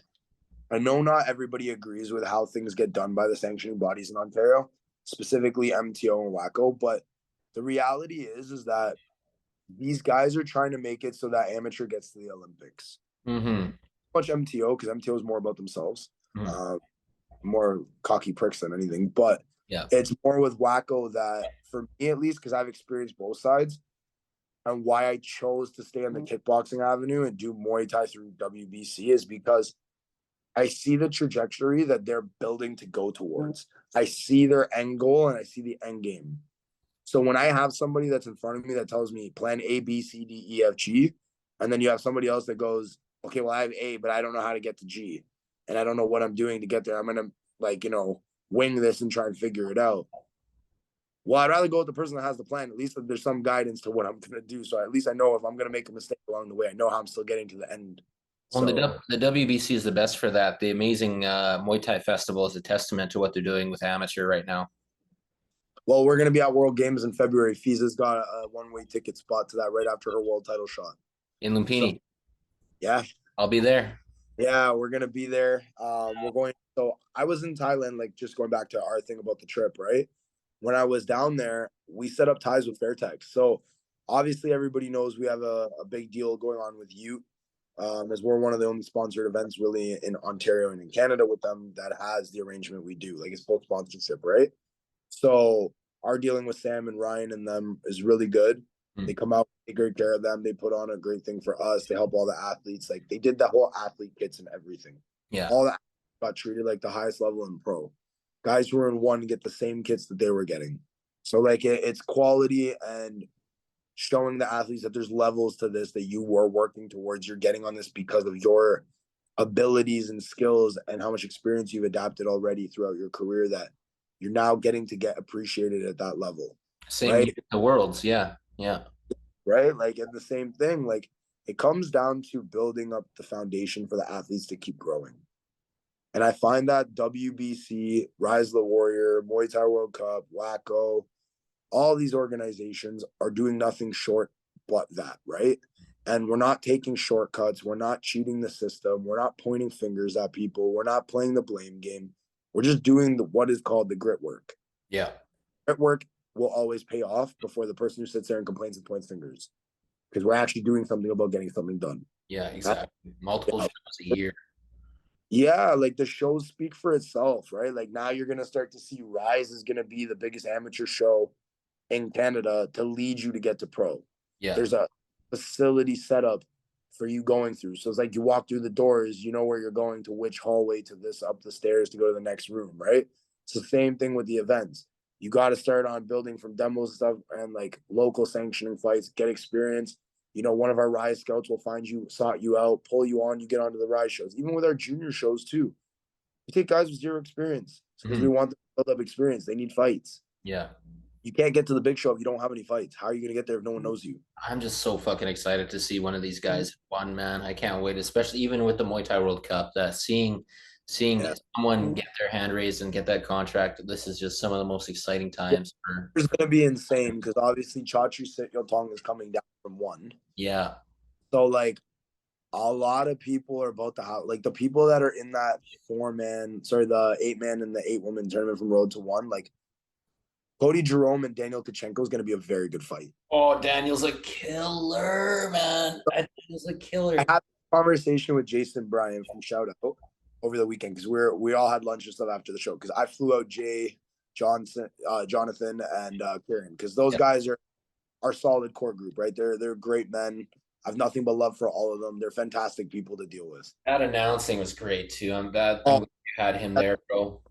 They're gonna be so Jason and Jonathan are like the right hands to Muay Thai World Cup, and obviously with branding, you're seeing the change in show out of what we're doing, right? They'll work all the Muay Thai World Cup shows. They'll work the Rise shows. They get flown out. I treat them like they're literally the highest royalty and luxury. They get the full jobs, the hotels, the love, all that. They're great people, man, and they do a fantastic job. They do. And it sets the standard of what should be expected in combat sports, especially in production, right? Like I go back to saying this production because when you are a fan, yes, you're coming there to watch your friend fight. Yes, you're coming there to watch your significant other or your family member or vice versa, right? The reality is you're also still wanting an experience, still wanting to have a fun time. So I relate this back to, like I said, you can have the best fights on a card, but if your show is dull, you got the lights all running on, it's sitting in a gymnasium and it looks like shit. Okay. Yeah. But you give me the best production, lights, everything, music, the walkouts, you make it electrifying. Those medium fights become extravagant fights. And having the support of the crowd too, like hearing people, multiple athletes getting their names chanted. And at some points too, the room was, half and half. It was when Max and Ferb fought. It was Ferb, it was fucking Ferb, and then it was Max, and then at one point it was just a mishmash of everything while the fight was going on. Oh my! Max is one of his coach is one of my close friends. So Malik from Kalari is one of my boys. He's and again, in the sense of a street sense, he's my dog, bro. Like he's my close friends. Like me. I can tell that Muay Thai World Cup. Yeah, bro. Like I don't corner many people's fighters. I won't jump in to help nobody in the sense of that unless you ask me to because I don't overstep. Yeah. But Max is like one of my guys. I take care of Max. I help him get good fights, whatever. And like I told Ferb the same thing. I'm like, yo, you guys are both really talented fighters. This fight could go either way. And Yeah. I'm not gonna be mad at whoever wins. I felt Obviously, the same way, man. I have a benefit interest in if Ferb wins because that's my sister's fiance and that's my little brother. Oh, I didn't realize that. Okay. Yeah. So Yeah. I obviously don't want to see a family member of mine lose a fight. Yeah. That's a fact, right? And that's why we put in the work we did. But I have to say, Max is just too tall, too big, too fast at 155 for almost anybody. It is a challenge for anyone. And to be honest, I thought Ferb did enough to beat him. I thought Ferb did. A Dude, lot of people, like the Halen fight with Fiza, were sitting there going, how? I didn't know which way that fight was going. I had no Also, idea which fight that was going at the end of it. that in scoring, and a lot of people don't understand this. It's the same thing going back to Oliver and Taylor. Mm-hmm. Score setting is not Muay Thai rules. Mm. This is why I get mad when I have politics with these other stupid sanctioning bodies that don't understand this because our rule set is clear as day, bro. It's kickboxing. Yeah. Yes, there's clinch allowed, but there's a rule timed clinch. You see the refs counting when it's in clinch. They Yeah. break Exactly. it, and that sets the tone to let you know that it's not Muay Thai. Mm-hmm. Right? But obviously, with Muay Thai World Cup Ontario, we're gonna have full rules Muay Thai with everything, which we'll get into that in a minute because I'm super excited to announce what we're gonna do with it. But yeah, so like again, going back to rule sets, right? I thought Ferb did enough to edge it, but I also knew it was really close. And for me, I know as judging, and I've seen it in experiencing before, what your eye level gets you in vision versus what I can see on a different corner is different from what you will see. Like your spot where you were sitting watching the fight is going to be a different spot than where I'm watching the fight on angles to see. Yeah. So the judge is going to have a different view in it. When I went back and watched the fight from the live stream and I got above the ring view and I got to see everything clear, I checked the scoring. I thought Ferb won 2-1. Mm. But I also had a couple of my buddies watch it, and we watched it without any audio, anything like that. We watched it just silent because that's the only way to really score. Because crowds obviously give an opinion, Big time. way judging and everything, right? So the good thing about that fight was that everybody was chanting both of their names. So you couldn't have swaying in the judgment. It was really what did the judges see and how did they score that fight based on what they saw. So Max and I and all of us have already laughed. They're gonna run it back in a rematch. Nice. It was very close, and it was a great fight, bro. Like I'd Oh. love to see it back, but Max has business he would like to solve first. I know he does. I know he does. Oh, bro. I saw Instagram comment, and I'm like, the first time Jay Davies posted it, I bursted out laughing. I'm like, of course this guy start this shit. I was waiting. I was kind of like, I said to Jason and Kieran, I'm like, what would be the coincidence that Jay comes on here and dogs Max after he beat him twice? Like, what would be the funny icing on the cake, right? Because like as a promoter, it's a dream come true. Like Kieran, like we did the fight on our show once, Yeah. the first rise in Muay Thai rules, and Jay beat Max. Okay. They fought at 165, 168. Max is too small for that weight class in terms of skinniness and everything. He can't fight that heavy. Yeah. So we're like, okay, cool. So we'll run it back in a rematch on Muay Thai World Cup. Because they wanted no gear. Both of them wanted no gear. So we said, okay, cool. Because MTO doesn't do no gear and all their nonsense. So that's that. But yeah, so anyways, they wanted no gear. They wanted to do it full rules. Cool. So we did it on Muay Thai World Cup. Jay couldn't get down below 160. Well, but they had the pads too, right? Because The elbow pad. Yeah. Yeah. They had no headgear, it was bare shin, all that too, right? Oh, that's true. That's true. Right. So that was what I mean by the gear off. They didn't want shin guards and headgear. So when they fought time, there was full gear on like everything. Like they looked like robots. I felt like Max had to start and stop so many times during that because his elbow pads kept slipping off during that fight. It was like That half a dozen times. One than it is Muay Thai. Yeah, yeah. So I know Jay, scoring wise for Muay Thai, understands the system better than Max did. Yeah. I'm going back in the corner with Max. being like, your antics and theatrics, we have to stop. You need to focus on just scoring right now. Yeah. Did, and he picked it up, and I thought going into the decision, but again, you fight a hometown boy, you're always against judges already from the get-go. Mhm. Well, Right? So and Jace looked stern the entire time. Even the theatrics didn't really like do much. no, he didn't let it ball. That was the No. difference with Ferb, right? Yeah.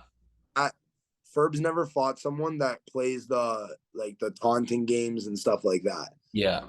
Told Ferb this right before the first round started. I'm like, he's gonna do a lot of bullshit with you I love and it. gonna make the theatrics. So when he does that, I need you to hit him as hard as you possibly can. That's why we love it. At that point, you're gonna make him stop doing that, and you're gonna make him play games in his own head. He's gonna overthink, and he's gonna make a mistake. Yeah.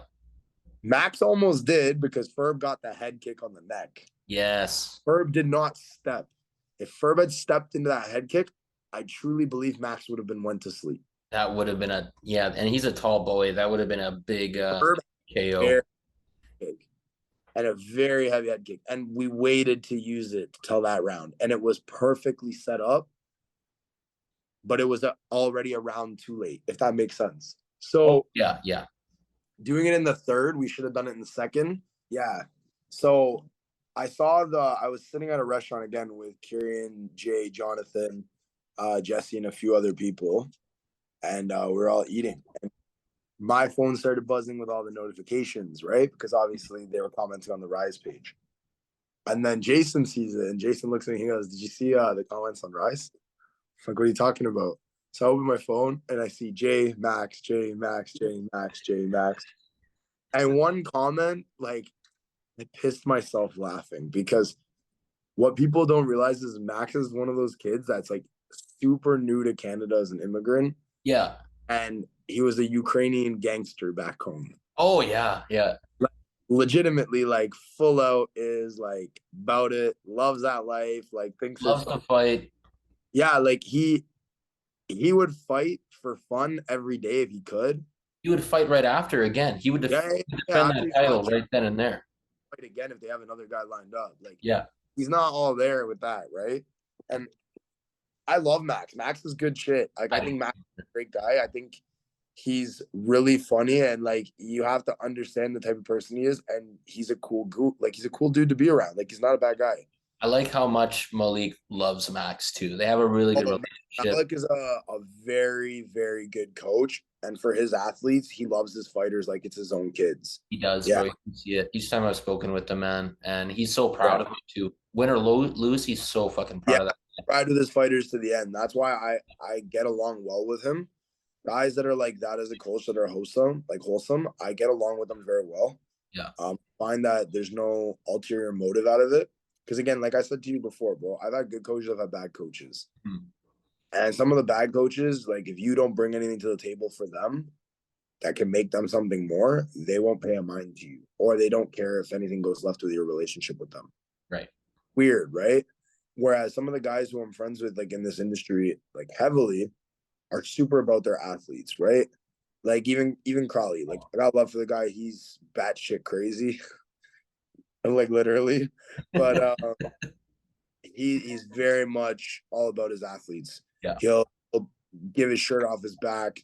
You know, they need anything, money, whatever. He takes care of them to the best he possibly can, like they're his own son, right? Yeah. Because, like, he does everything for his kid too, right? So given with that, like, it's good to see examples of that, because when you see the bad examples, it makes you appreciate your coach that much more. Like, I had fighters of mine go to events and see other coaches, and like, I may not even be at the event, and they'll text me after being like, "Yeah, I'm really lucky you're my coach, and I don't have to deal with the shit." Like, I've said that to people when I was cooking, man. I cooked for 8 years. I was a chef for 4 of those years, and what I said was, yeah, it's so easy to get to where you're at and be excellent at it when you've had the worst of an experience, and then you see the opposite side, and you're like, yo, fuck all of that. I don't have to do any of that shit. Just leave that back there and some of those people that have shite qualities, like just shit qualities, they might have a way of doing something that's incredible, but they're just shitty at, the way they come off it. But you can take that excellent, part of it and use that to your advantage, especially when you're learning and passing. 100%. And I think that comes with experience and building in time too. Yeah. Like, buddy, I say this to my athletes all the time. I have experiences and I've gone through things you guys have not. Mhm. And why you guys are jumping leap and bounds is because I'm making you avoid those hurdles that I had to go through. Yeah. To a degree, I will let my guys go through them if I feel that it is going to benefit their career in the long run. Like Hemi, for example. I don't give Hemi easy fights whatsoever. Every fight he takes is the best guy he possibly could fight at that time, at that moment, at that event, at that place. If it is not that guy, I don't want him fighting. That's what Why? Kieran does with all his guys, right? Exactly.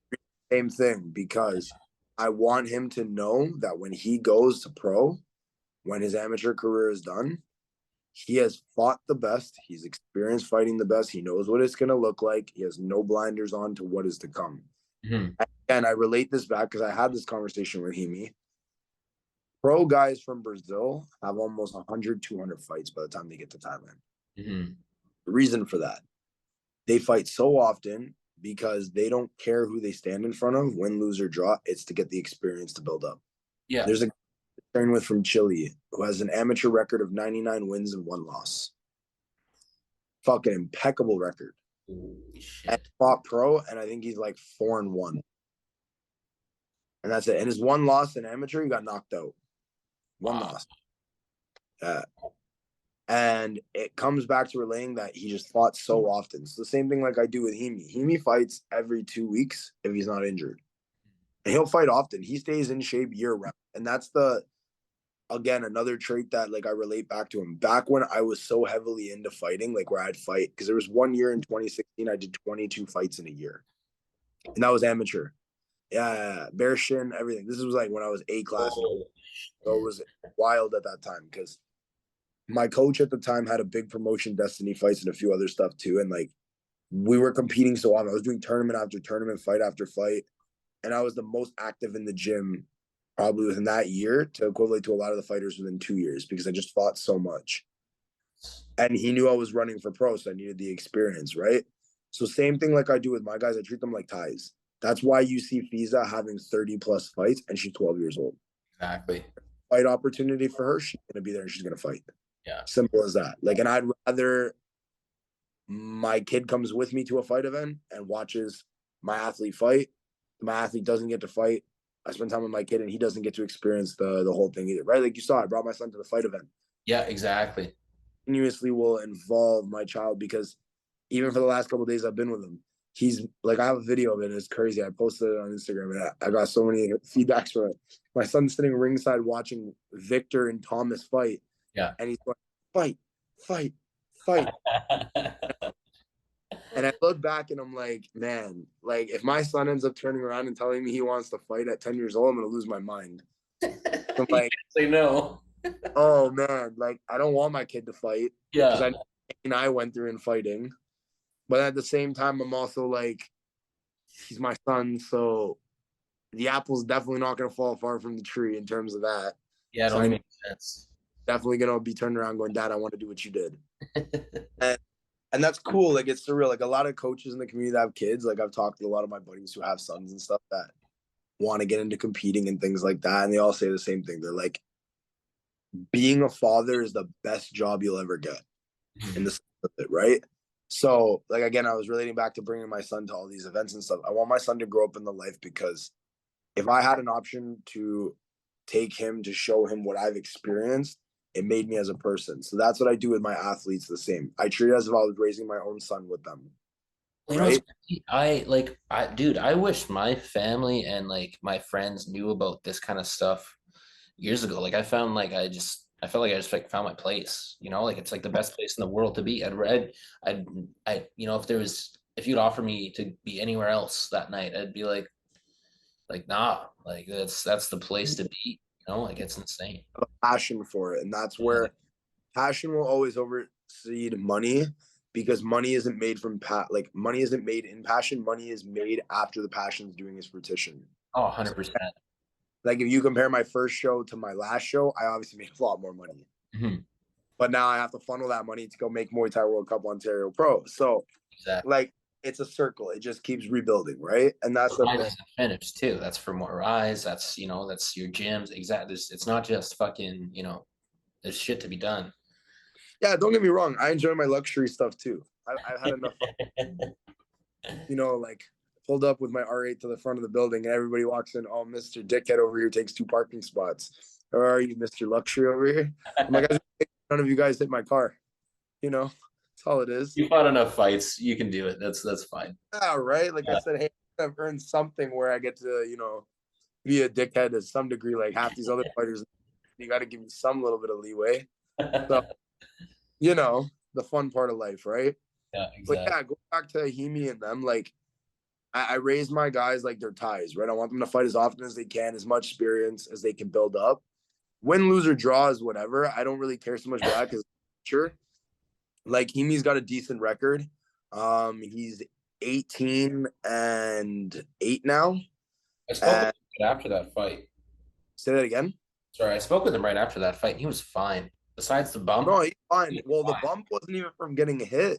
Technically speaking, like, and again, not to throw shade on Scott, but Scott kept dipping his head down. He headbutted Hemi. I didn't. Like, Michael was gonna actually shit. for it. Mm. He was gonna get disqualified for it. But for me, like, I don't like winning fights that way. It's the same thing with Danilo and Sean. Like, Yeah. I could have told Danilo to sit on his knee and take it, and we would have won. Yeah, right. Like, fucking Kieran, man, no heart, and he got me. He got me by using mind games, and he's fucking smart. That's what I mean by like tactics and learning, right? Are you cool if I post that? Yeah, he's my coach. He knows it. Awesome. I call him out all the That time. whole conversation is that whole exchange, and I zoomed in when he was just like smirking. It's perfect. Sits from the corner and he goes like this. Yeah, yeah. Looks at you, and he plays mind games, and he's funny with it. But like, honestly, our guys have fought so many times. Like, hey, I don't care. I look at it like, yeah, whatever, coach. All right, you're teaching me a lesson today.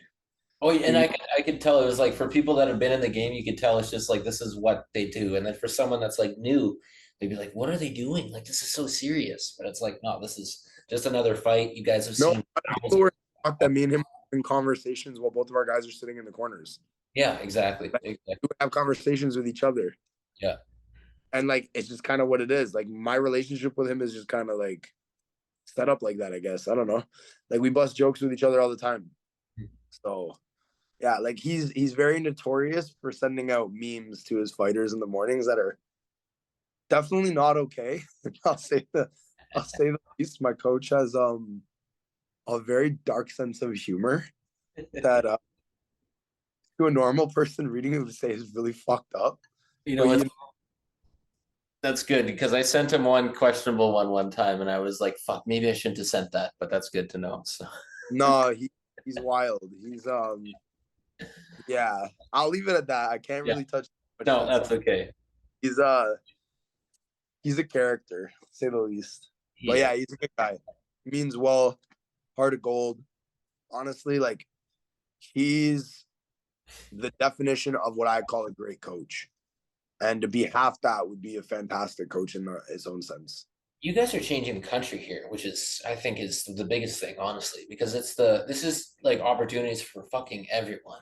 And like this it just grows the sport massively. And that's my biggest thing. It's like and the people that again that I said that we're gonna see go and fight in one championship, where these guys come from. Like I love to find out where do these athletes come from, right? That's why I got to speak with Ed to talk about guys in LFA, and that's why I bring up LFA a lot when I post it too. To shed light on these promotions that are building these fucking world champions, these world-class athletes. Alex Pereira came from LFA. You have to look at where these promotions are building these guys and who's building them. And it's fucking awesome to be a part of it. It's true. I agree with that because you know what? The smaller shows build you for the big shows. Like everyone makes it to one, like Rod Tang, Walter Gonzalez, all these guys, but you have to factor in how did they get there? Yeah. What was the roadmap? Like one of my guys said it to me 2 days ago because one of the coaches on my team, he goes, our athletes in our gym understand what is expected because they've watched you put the blueprint map out. Like when I'm in Thailand, I've posted a couple of times like my whole entire training schedule. Like I wake up, I go for my 10K run, I come back, I do my pad work, my bag work, my ab conditioning, and then I get to weights. And then I go eat, sleep, repeat. Like you've given a blueprint on how to train as a professional right there. So anybody on the outside in could copy that and try and build off the same way, right? And eventually you just pick it up. So I agree with in terms of training has to matter, but then you take that training and you build it into experience by putting it to use in shows. And again, you can't get to the big leagues without starting in the small leagues. Like I posted something a long time ago where I did a demo at a local gym, pound for pound. I was young, like maybe like 14, 13. It's a long time ago. And I posted it being with the intention, you can't get to this level if you haven't been at this level. Like Yeah. I posted 2 photos of me fighting in that gym, Yeah. fighting on Muay Thai World Cup, holding a world title up. Like to be at this spot, everybody wants to be in B. Everybody wants to be, I'm the guy, I'm the champ, I'm number one, I got the name, I got this, I got the accolades, I got all that. Which is fantastic. Like if that's your dream, chase it and go after it. But do not expect to get there if you haven't done this. Yeah. A, the most important step to get to B. Yeah. You have step A, you're gonna fall right into the crack and miss B completely. Well, that's to be said in every avenue too of Every whatever job you do. Yeah. anything you do in life has steps, right? You got to follow through with all of it, right? So my guys get that because like Ferb and Hemi, they're dying to go pro. They want to go pro. They want the name. They want all that. And I've told them all that in time, it's not impossible to do. Everybody can go pro. I said, but not everybody can go pro and win. There's a difference. Yeah. Yeah. So like anybody can go pro and get knocked out and lose, sure. I saw a lot of guys in Canada that are super high level amateur champions that look great on paper to half the community are good, but then they go pro and they get beat up and they don't do well. And then they question, well, how did I do so well in amateur? Because you're fighting the same experienced guys who lack professional experience. Like I said this before when we were talking about the four-man between Scott, Basil, Aramis, and Hemi. It's going to be a very different tournament than people thought. A lot of people thought it was going to be Aramis and Basil to make it to finals. Obviously, the matchups, the way that hat poll went, Aramis and Basil fought first, and then Scott and Hemi. A lot of people thought Scott wasn't going to make it to the finals. A lot of people thought Scott was going to lose first round, whether he fought Hemi, he fought Basil, or he fought Aramis. It wouldn't have mattered. And he did really well. He showed how talented he really is. I was in shock. I couldn't believe it. I said to Billy, who owns Legends, who's his coach, who's also a good friend of mine. I called him after the next day and I'm like, I was impressed. Like, I didn't know Scott had that about him. I knew he was flashy. I knew he was a good fighter in the sense, obviously, because he's 7-0, he has to be somewhat decent if he's got an undefeated record. But I did not know his skill set was what I was expected to see. And that's where it shocked everybody, is when he fought Basil. It took Basil 3 rounds to figure out how to land a pinpoint shot. And usually Basil, like if he wants to get an 8 count on guys, he can almost do it at will. Basil is that experienced, that talented, that good with his fight IQ. Because again, he trains with only pro fighters, Basil. He trains with guys like me, Thomas, Ram, all of them. Like we all train together. So even Hemi trains with them too. Like, and Bashar. All of us have our core group that we train together with, right? Throughout the week. So seeing him being able to adapt, and it took him 3 rounds, made you really understand how good Scott actually was. But my point being of the tournament is it was bare shin. Yeah. Yeah. I've only fought with gear on. Like Basil has 1 bare shin fight. Bashar had 1 bare shin fight. Aramis, I think, had 1 or 2. Scott's 7 fights, like 5 of them were bare shin. And like it's different because you can't throw things the way you normally would throw with gear on, because if you check a kneecap, you have a shin guard protecting you in front. It's okay. You kick bare shin, that leg may be gone now. You can't kick with it anymore. Gone. Like people think Yeah. like it's just like, you block a kick. Like, no, like go tap just go and punch your shin. Like just go and chop it. Like, oh my God, dude. Yeah, take it. Like I said this to a couple of my guys. I'm like, take your shin, go to the corner of a wall where there's drywall, like where a wall meets around a corner, and tap your shin against that corner and see how you feel. You're going to cry. Yeah. I'm like, that is how bare shin. Now you have to imagine you're going to kick that as hard as you can without adrenaline. Well, That's how, and a kick being thrown back at you too, and you both landing. Oh God, man. Oh. yeah, I've said it before. Fighting is not like basketball, hockey, or all these other sports. No. It's real, and you get hurt. And guys don't get that until you experience it. Like Ferb said to me after the fight, he's like, yo, you were so right. He's like, yo, I'm in a lot of pain, bro. He couldn't walk. I saw him the next day. He could barely walk. He was limping into going into Moxie's with me, Ram, and Hemi because I took them out to celebrate their fights. Yeah. And he could barely walk. He was limping. He was in flip flops. He's like, "Yo, my foot's so swollen. I can't get it into a shoe." So it's like people don't see that side of fights afterwards. Only the athlete and their family and teams do, right? Yeah. It's real. And like that's where experience and then having to go through Bearshin versus Giron is the truth. Right. So I see a lot of that happen. And it's funny. But then you're gonna see the difference now with pro coming because a lot of guys are gonna transition to turn pro. Mm-hmm. So guys who are the best right now with all this gear on may not be the best without the gear on. It's gonna be a good year to see, bro. I think 2024 and like mid 2025, we're gonna see a lot of titles change. We're gonna see a lot of people who are up and coming, who are really good, who haven't hit that top 5 spot yet, are gonna break out, get to do that, and crush everything. And I think we're gonna see a different level of Muay Thai and kickboxing we have not yet seen in this country. I think it's gonna be very high level. That including like for folks that go and compete in Muay Thai World Cup, the next level too on top of that is the 4-ounce gloves too, right? So it's like, okay, then you're taking off gear and then you Or might fit 4-ounce gloves. or even bare knuckle. Oh no, oh no. Like Oh, that's good to know. I said, I got plans for a lot of things, bro. Okay, So that's good to know, man. left way, all that stuff is always fun. I'm always intrigued as a promoter. Like I said, in this game, you got to be 10 steps ahead. It's Yeah. like fight. I know what you're gonna do before you even know what you're gonna do. Well, that That's Sanchai and Bukau, that announcement there that's going to draw a lot of eyes. I think and that's. it's funny that the guys who are sponsoring that event are my sponsors for our event. Oh no shit. It has full coverage on that.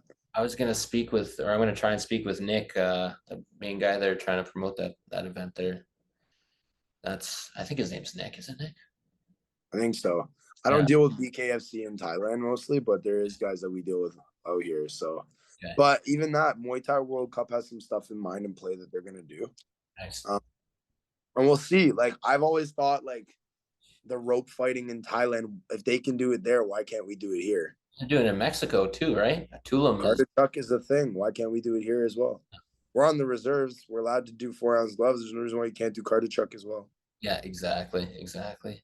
I mean, more blood, more gore, but it's all fun and games either which way. 4 ounces hurts the same if you get hit by too. So Looks cool as fuck too, honestly, in the picture. well, like that's an experience for fans is a whole other thing, and you build your name off of your experiences in the industry of what you've done, right? So as a fighter, publicizing you have multiple world titles, you fought on the biggest shows, you have experience in 4-ounce gloves, you have experience in less weight, you've done stuff with one championship. You start to develop a following, and followings lead to you getting sponsors, getting paid, getting more money.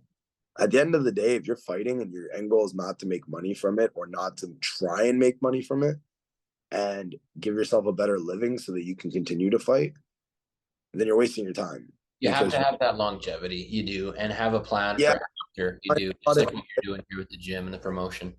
yeah, bro. And that's the biggest thing that in Ontario, I think we're lacking so heavily, and why I really push what Kieran's doing. It's because these guys who are fighting haven't realized it yet. But like, and I'll give you an example for me, like when I have my family and stuff, right? Like, and having a kid, like kids are expensive, bro. Yeah, You don't wake up as a man at 40 years old with no kids because you chased only a goal. yeah, yeah. Right? Like, don't get me wrong, people do it. Like, I'm very close to that, right? Like, I almost did. Obviously, I had my son, whatever, but and I accomplished my goals to the fullest of what I wanted to do. So I'm one in few lucky. Not everybody has the same story of accomplishments, right? And gets to say that they did everything thought out to do and more while having a family, a child, multiple businesses and et cetera. Because it's not easy. I'll tell you that much. But chasing that goal and trying to get there while having all those responsibilities makes it very difficult. Plus, you got to work a normal day job, right? Like Kieran and I have had this conversation. It's easy for somebody to say they want to go full time with fighting, and it's another thing to actually pull the trigger and do it. Oh, 100%. Financially, you have to be able to afford to do that or live very broke because you're not intaking a lot of money, right? And then when you get to the big shows, like guys are making $50,000 on knockout bonuses and performance bonuses. Guys are getting fight contracts for $100,000. Now you're seeing guys slowly making what a lawyer can make in a year at 6 figures plus, and they have that as a salary job. Mm-hmm. Now, like, let's say Jonathan Haggerty, for an example, he goes, obviously, I don't know exact figures Jonathan gets paid, but I'm just using it as a rough example because he's a big superstar. John shows up, he gets paid $25,000 to fight. Fantastic money for a night's work. He's gone into a fight camp for 6 weeks, so a month and 2 weeks. Into that, he's getting paid $25,000 for his time there. After his payouts, he's probably walking out with $15,000. $15,000 USD translates over is good money, bro. Oh yeah. Knock somebody out, he gets a $50,000 bonus. Now he's taking home $65,000. Yeah. That's one fight out of 5 in a year. Plus sponsors after that. That too. Yeah. And you add additional income and stuff. And then also now, the other people don't see as a factor is you're a fighter that does personal training in your gym. Mm-hmm. Now you're making money on all those people wanting to train with you because you have the biggest name. Yeah, exactly. Now 10 times that amount of money because in personal training you're charging $200 an hour. And it just sets up for more money with bigger fights too, right? Like the Haggerty Liam fight. That's if they do that in the UK, those boys are going to make easily over 6 figures each. Oh, that'd be make for both of them on a payday. 100%. The whole country's gonna explode. I can't wait for that to happen. I'd rather that than any of the other matchups for both of them. Well, I know Liam fought one of Kieran's guys, Charlie Boy, a long time ago. Kieran's boy won and beat Liam Harrison for the UK #1. Wow. And that fight, banger, complete banger. And Charlie got a one championship contract shortly after that fight. Nice. So there's opportunities to take fights that have such high payouts and get paid from it. Like, and again, we're going to have a fight like that in Canada where it's Basil versus Bashar. I was talking about this earlier.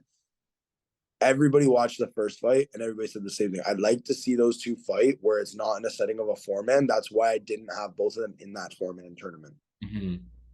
That's I in belief in me that it was either going to be Hemi or Basil that made it to the final out of it. And obviously Basil was the better man and made it, which is great. I'm happy for him either way because both of them are like little brothers to me. And made it. So now he gets to challenge Bashar for a W. Yeah, sorry, it was just the thing on the phone. Recording. I was like, fuck, I better be recording this. We're good. Yeah. He's challenging Bashar for the WBC title at either 135 or 125. Between the camps, they're working out the weights and all that stuff now. For professional, they're both going to make their pro debut, but they have so much experience already. But that's going to be the fight to watch because it's full rules Muay Thai. You get to watch them throw down. It's going to be an electrifying fight. It's on the biggest show in North America. You can't beat that. Dude, Bashar's looking sharp, man. That was nuts. That was a really good fight. Nas was insane. That was crazy. Nas was fast. Well, Bashar composed. But like I said before, Bashar thrives in one fight in a night type of environments. Yeah. You put him in multiple fights in a night, he blows his gas tank in the first fight all out. It was the same thing when he fought Basil the last time. He fought a guy named Rafa, and Bashar absolutely dismantled him and made him look like he never fought before. And Rafa has a lot of experience. Rafa's a talented athlete, but he's obviously, due to politics, only fights in one organization. Okay. But Rafa is a very well-known name in Canada, and Bashar made him look like he's never fought. Absolutely broke him and dismantled him, but blew all of his load in that fight and then fought Basil the second one in the night. So not to say that I don't think Basil can't beat Bashar again or vice versa, and it could go either way because both of them are such talented athletes. But I'd like to see it under full rules where there's no gear. Yeah. Everything is on the line. There's a WBC title over both their heads. It's for all the chips. Everybody's going to be watching. It's going to be a sold-out crowd. You're on the biggest stage. You set the tone for who's really the pound-for-pound best 125 to 135-pound fighter in North America by doing that fight. It just adds so much to the card. That card is already sounding so ridiculous. Well, that fight alone is going to be the main event, right? But then you Yeah. have to look at this as a factor. Basil went to the States and won TBA 2 years in a row, back to back. Bashar went to Waco and won 2 times back to back. So they've cleared out the major tournaments nationally, and it's them two left. Yeah, they just have to get a hotel room and fuck. That's it. Yeah. It's time Well, to go. like at this point, it's one of those things where fighting is at that point now, bro, that they have to fight each other again. Yeah, yeah, they have to. And they've agreed to it. Coaches, like, because they are friends, they train together, so they're able to put aside the animosity and stuff, and like they know what's at risk because it's both their careers, right? So it's a very good fight. I'm excited to see that. Then you got Fiza fighting for the WBC world title, which is just another spectacular fight. And then we're going to be announcing some of the stuff with Kieran, hopefully for Road to One tournaments. I'd like to see some of that. I have some ideas. There's some guys from Montreal that'll be coming down to fight as well. Adele, Nice. very high level prospect, fought all over Thailand on MX Extreme, Super Champ, and a few other big shows. He's got a lot of experience in 4-ounce gloves too, so he'll be a contestant for Road to One for sure. And we have a few other big matchups like heavier weights and stuff too. So matchups are already swinging left and right. So it's going to be a really good card. We're going to be announcing later this week which reserve we're putting it at. And yeah, it's going to be great. I'm excited to see the buzz that's going to come with it. Because since you posted my announcement, I've gotten hundreds of messages in my DMs. Well, dude, Hundreds. we got over 40,000 views on everything so far. Yeah, which is wild. Like we Yeah. had so much that people were like, congratulations on your career. You did so much. Like ignore the noise of anybody saying negativity. Like you did so well. Like you got through everything, and you're intact. You're still like, mentally there, checked in. Yeah, yeah. And Somewhat, have right? set up like business, right? Like that's the main thing too, longevity. Well, that's the thing, right? Like point now, like everything points for me to do the opposite now of fighting, right? Why not go into the business of promoting? Why not go into the business of helping athletes get, contracts in the highest level in pro? Yeah.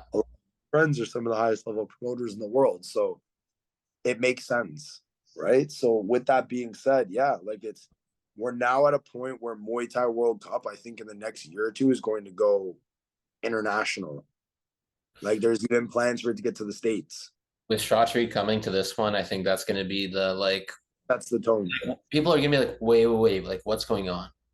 Like what the fuck's going on? Like that's what I'm waiting for. Like, because this shit is I feel like it's not it's slept on obviously by like a casual fan and like to the public, but like the people that know, it's like something serious is bubbling and it's about to just Oh, 100%. And I think like with the contestants, just to kind of shed light on that, like I was saying to you earlier, the Cody Jerome and Daniel Kachenko fight. Like Dan's an Ontario guy, so I'd hope to see him win because like I'd like one of our guys to go out there and dismantle the Albertans and kind of do what they do. And I'd like to see Dan's a nice guy, like yeah. like I've chatted with him a few times at different events and stuff. Like even when I went to support his coach's show outside, I had Danilo fight on one of their cards, and me and him caught up and we talked for a little bit. He's a nice guy, very respectful. I'd like to see someone be able to change their life out of the sport, like. And Dan was one of the guys that was slept on in this tournament. Like He I was. bring in when I was gonna fight on it. Obviously, I got injured, and it didn't work out for me to be in that one, which sucks. But things happen for a reason. I knew how dangerous Dan was because I've watched Dan fight an old teammate of mine. The guy I was talking about was 99-1 in his amateur thing. Dan was the guy that gave him his first loss in pro. No way. Yeah, it was in K1. It was in a show, I think in Alberta, actually. It was a kickboxing show back then. So Dan has some good mileage on him. He's got some experience. He's shown that he can fight in the trenches. I don't know, truthfully, again, because I've seen Dan in firefights, but I've never seen him be pushed on his back foot yet. So I'm excited to see what will happen with Cody Jerome because I think the only way to really beat Cody in Muay Thai is with elbows. I don't think Cody's going to get stopped by punches. I think Dan setting up his left hand to catch Cody will all be about timing. If he watches and catches Cody as Cody jumps in, like Cody normally does, he may get lucky and catch Cody and put him to sleep. Because after watching what happened with Tyson Green, catching that overhand right, Yeah. it was a blueprint that it can be done. It can happen. Cody is not invincible. Cody can be dropped. Yeah. So that shows a very promising opportunity for Dan to secure an 100K contract by knockout.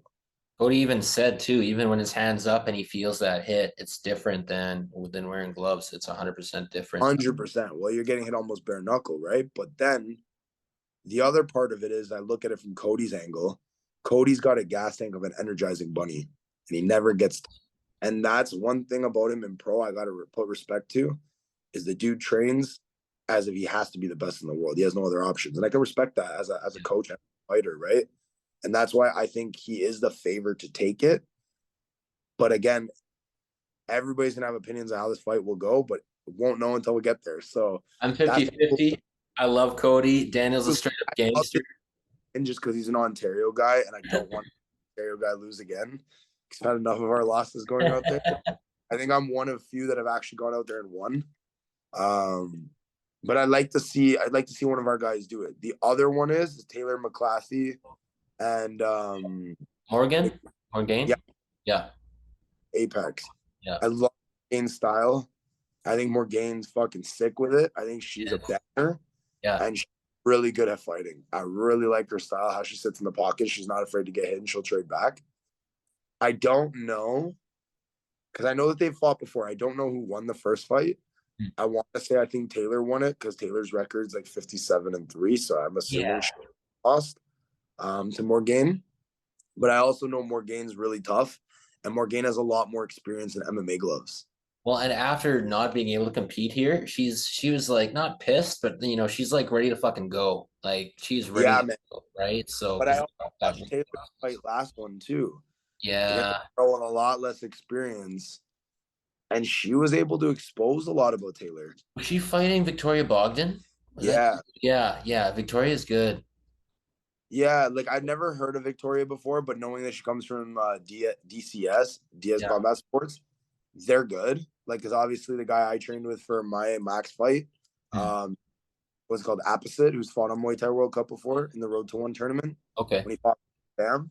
Yeah. That helped me prep for Max and good friend. But yeah, DCS is a really solid gym. So I expected a high level fighter out of that gym, but I've never heard of her before, right? So I never knew what to expect really.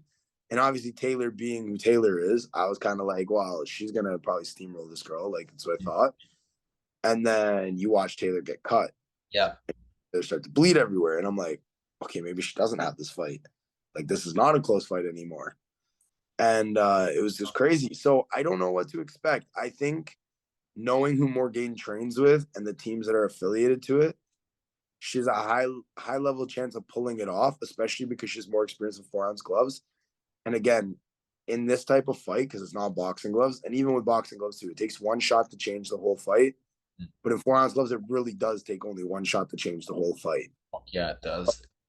Like, it could go either way. I think Taylor has the clinch advantage, which is definitely a big factor because she tried to abuse that last fight. The only thing is with 4-ounce gloves, you can sneak in those overhands from inside. Yeah. So it doesn't have to connect cleanly. It doesn't have to connect cleanly. That's the thing. No, that's the thing. If Morgane's smart, she will make this a dirty dog fight to where Taylor can't get comfortable, and Taylor's gonna have to fight unorthodox and not in her normal pace styled fight, where she's used to controlling the whole timing and the pace and the structure of the fight. If Morgane makes it that way, I don't think Taylor's gonna win, truthfully. But then again, her coach is also very good at adjusting crew Jeff. So we'll have to see. Like I said, these two fights alone are fucking. Last one. Abdu, Jake. This is Abdu, Jake Peacock. Everybody asks my opinions on this. I watched the fight ring. At the end of the day, the last shot Jake hit him with put him out. Well, all I know is Jake got dropped 3 times leading up to that fight. And he was dropped 3 times before he got the last hit on Abdu. And technically, in one championship rule set, 3 knockdowns is the end of a fight if it's in one round. And wait, do you mean Abdu and Victor? No, Abdu and Jake. Abdu and Jake. Okay, yeah, yeah. I was thinking So of Victor being knocked down 3 times there. 3 times in one round. Yeah. Or it was 3 times in the whole fight, I think is the one rules. I have to go back and look at the rule set, but I know that it was believed to be that. Mm-hmm. And I remember even Kieran said the same thing, that it was the fight should have been stopped and the referee didn't do their job correctly. Okay. And didn't administer it. But at the same time, after Jake got dropped, he also got back up. So yeah, that's where I saw that. But Abdul and Jake, the one coming up now, the guy from Kieran's gym as well. Abdul and Jake is going to be a very good fight. Yeah, yeah. That's what I should have. That's what I meant. Yeah, Jake and Abdul. Yeah. yeah. Yeah, So my bad. Abdul, Yeah. all good. They both have similar names. So Abdul, I think, has been shown a blueprint how to beat Jake by watching Abdul fight Jake, and Abdul's smaller. I've seen Jake fight. I think Jake is a wizard of a technician. I think Jake is very. So as I was saying with Abdul and Jake, I've trained with Abdul, but I have not trained with Jake. But I've watched Jake train who he trains with. So I know Chris because I fought Chris. Mm-hmm. Chris is a very good wizard technician in Muay Thai. He understands the game and is very, very high level in the sense of it. Mm-hmm. Abdul is a dude that doesn't know pain and hits super, super fucking hard. And when he just super fucking hard, I've held pads for super heavyweights, guys that are ripped at 250 pounds that hit like freight trains. Mm-hmm. Abdul's left kick hits like the hand of God, bro. Fuck.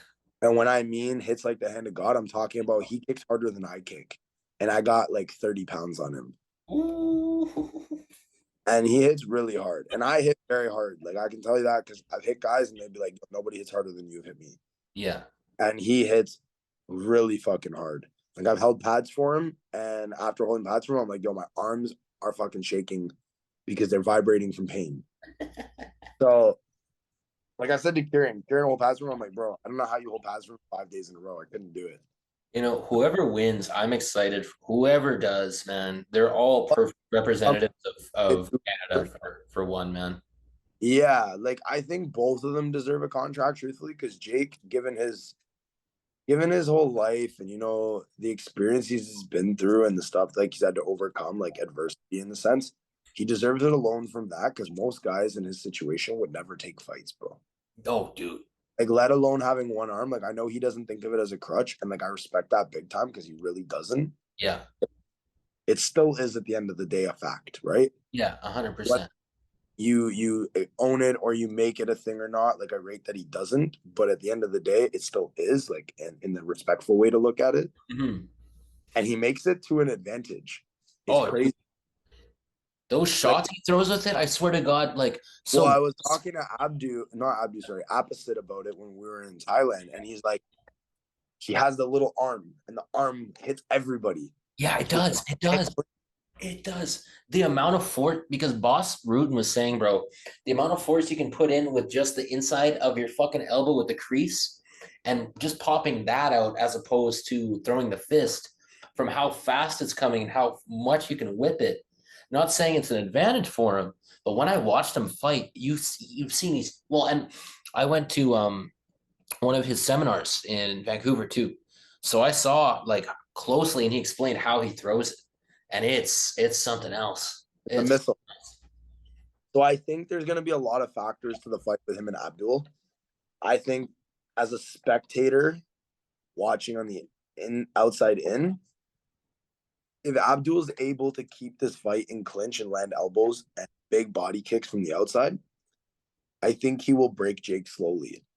I think it'll be, if he gets a finish, it'll be in the third round. But I don't see Jake finishing Abdul. If Jake is to finish Abdul, it'll be because Abdul makes a mistake, which Jake is very good at setting people up for. Don't get me wrong, because he's done that with a lot of guys he's fought. And it showed in the Nick Crone fight how much his experience is starting to grow as a fighter too. Because you gotta remember, Jake has a lot of experience outside of Muay Thai, like in Kyokushin karate and stuff like that.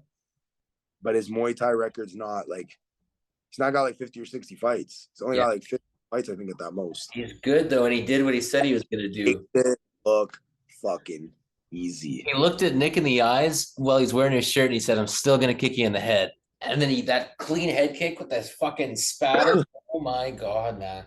Yeah. And you know what's funny? I went back to the hotel that Kieran was putting this up in. I went to Denny's to go grab a sandwich after, and they're sitting there at the table, bro, and they're fucking talking. And I was gonna, go ask to join or take a photo, whatever, do a video, make a post about it. And I'm just gonna let these guys just have their moment because this is beautiful. It was fucking awesome. The real sport should be. Yeah, exactly, man. And like they're all good men, bro. Like that's the thing. Like the guys in Alberta, the difference between them out there versus Ontario, at least from what I've got to experiences, there's politics, I think, more between like coaches and some gyms for sure. And I'm sure there is some with athletes, but I have yet to see it. Yeah. You see them all are like, it's all about fighting. You fight one fight, okay, you didn't win, cool. Who fighting next? Like they understand that this is experience building in a business. That's why you see a lot of the Alberta fighters are higher level than the Ontario guys. Like in my opinion, they steamroll more of the Ontario guys than ever. And it's also their training style too, right? Like a lot of them have that farm boy strength. Yeah, they do. Yeah. Wild. It is wild. I never understood it until I trained with them. One thing on Jake too, it must be hard to prepare for him. You can't really. It is. It's very hard because nobody has offering in front of you. You can't because there's no one. I know there is another one-armed fighter. Maybe you could get it, but even if so, he didn't train like Jake. Jake has his own style that he's made it perfect. And the other thing is I've only seen Jake lose one fight, and that was the Lion fight international title. Okay. And he fought a guy who was so much taller than him that Jake had a harder time hitting. Yeah. So that disadvantage that he was already up against and didn't have time to prep for was probably the only reason why he lost. Truthfully. But like I said, Abdu earlier when he fought Jake exposed that Jake's chin can be tested if connected properly. Oh, and Abdul, I actually want to believe is stronger than Abdu. Yeah. So I think it's going to be a of who hits who first, who fights smarter, and who fights more strategic. So we'll see. Like, I'm excited. I'm going to be there. I'm coming out to watch whether I have guys on the card or not, because obviously me being a promoter under WBC and with Road to One and stuff too, and with Rise with mix of Kieran stuff, and being a Muay Thai World Cup Ontario promoter, I want to be there to watch this because it's greatness that's going to be done. We should right? Let's book our flights. I'll head out with you. Absolutely. Yeah. 100%. Yeah. But I want to see it. And I think watching the level that it's going to adapt with production to watching these guys finally get an 100K contract it's surreal, bro. It's real. Dude, standing there and I'm looking forward to being there. I'm going to congratulate whoever wins because to be honest, man, like they're about to change their life. Now they get a $100,000 contract. They're going to make crazy good money off of it. They're going to get to actually live and do what they love and not have to work a 9 to 5 anymore. In my attitude, it changes the country and the sport 100%. Whoever wins, they're changing our country and our sport. Well, we have no real Canadians other than Dennis Purick Yeah. Doesn't even really fight under Canada. There's John DeBella, but you don't hear about these guys like being promoted about being Canadian. But he doesn't really promote Canadian either. He posts like Italy and stuff. So exactly. It's kind of like, okay, I get it, but you're from our country. We want to promote ours now, right? So where we're at. Yeah. That's not my. I should walk this dog here. Yeah, I was gonna say I gotta knock out. I gotta get up in the morning for 6 a.m. I believe. I always get into it for super long, but this was a really good one, bro. It was, man. But before we go, I'll just finish it off quick time with updates we have coming. Yeah. So Muay Thai World Cup, January 27th. It's gonna be in Ontario. We're gonna be announcing it at Casino Rama. Okay. It's gonna be the biggest shows Ontario's ever seen. More details are gonna follow about that very shortly. And then second, we have Rise Juniors coming up November 11th with Wacko Kickboxing.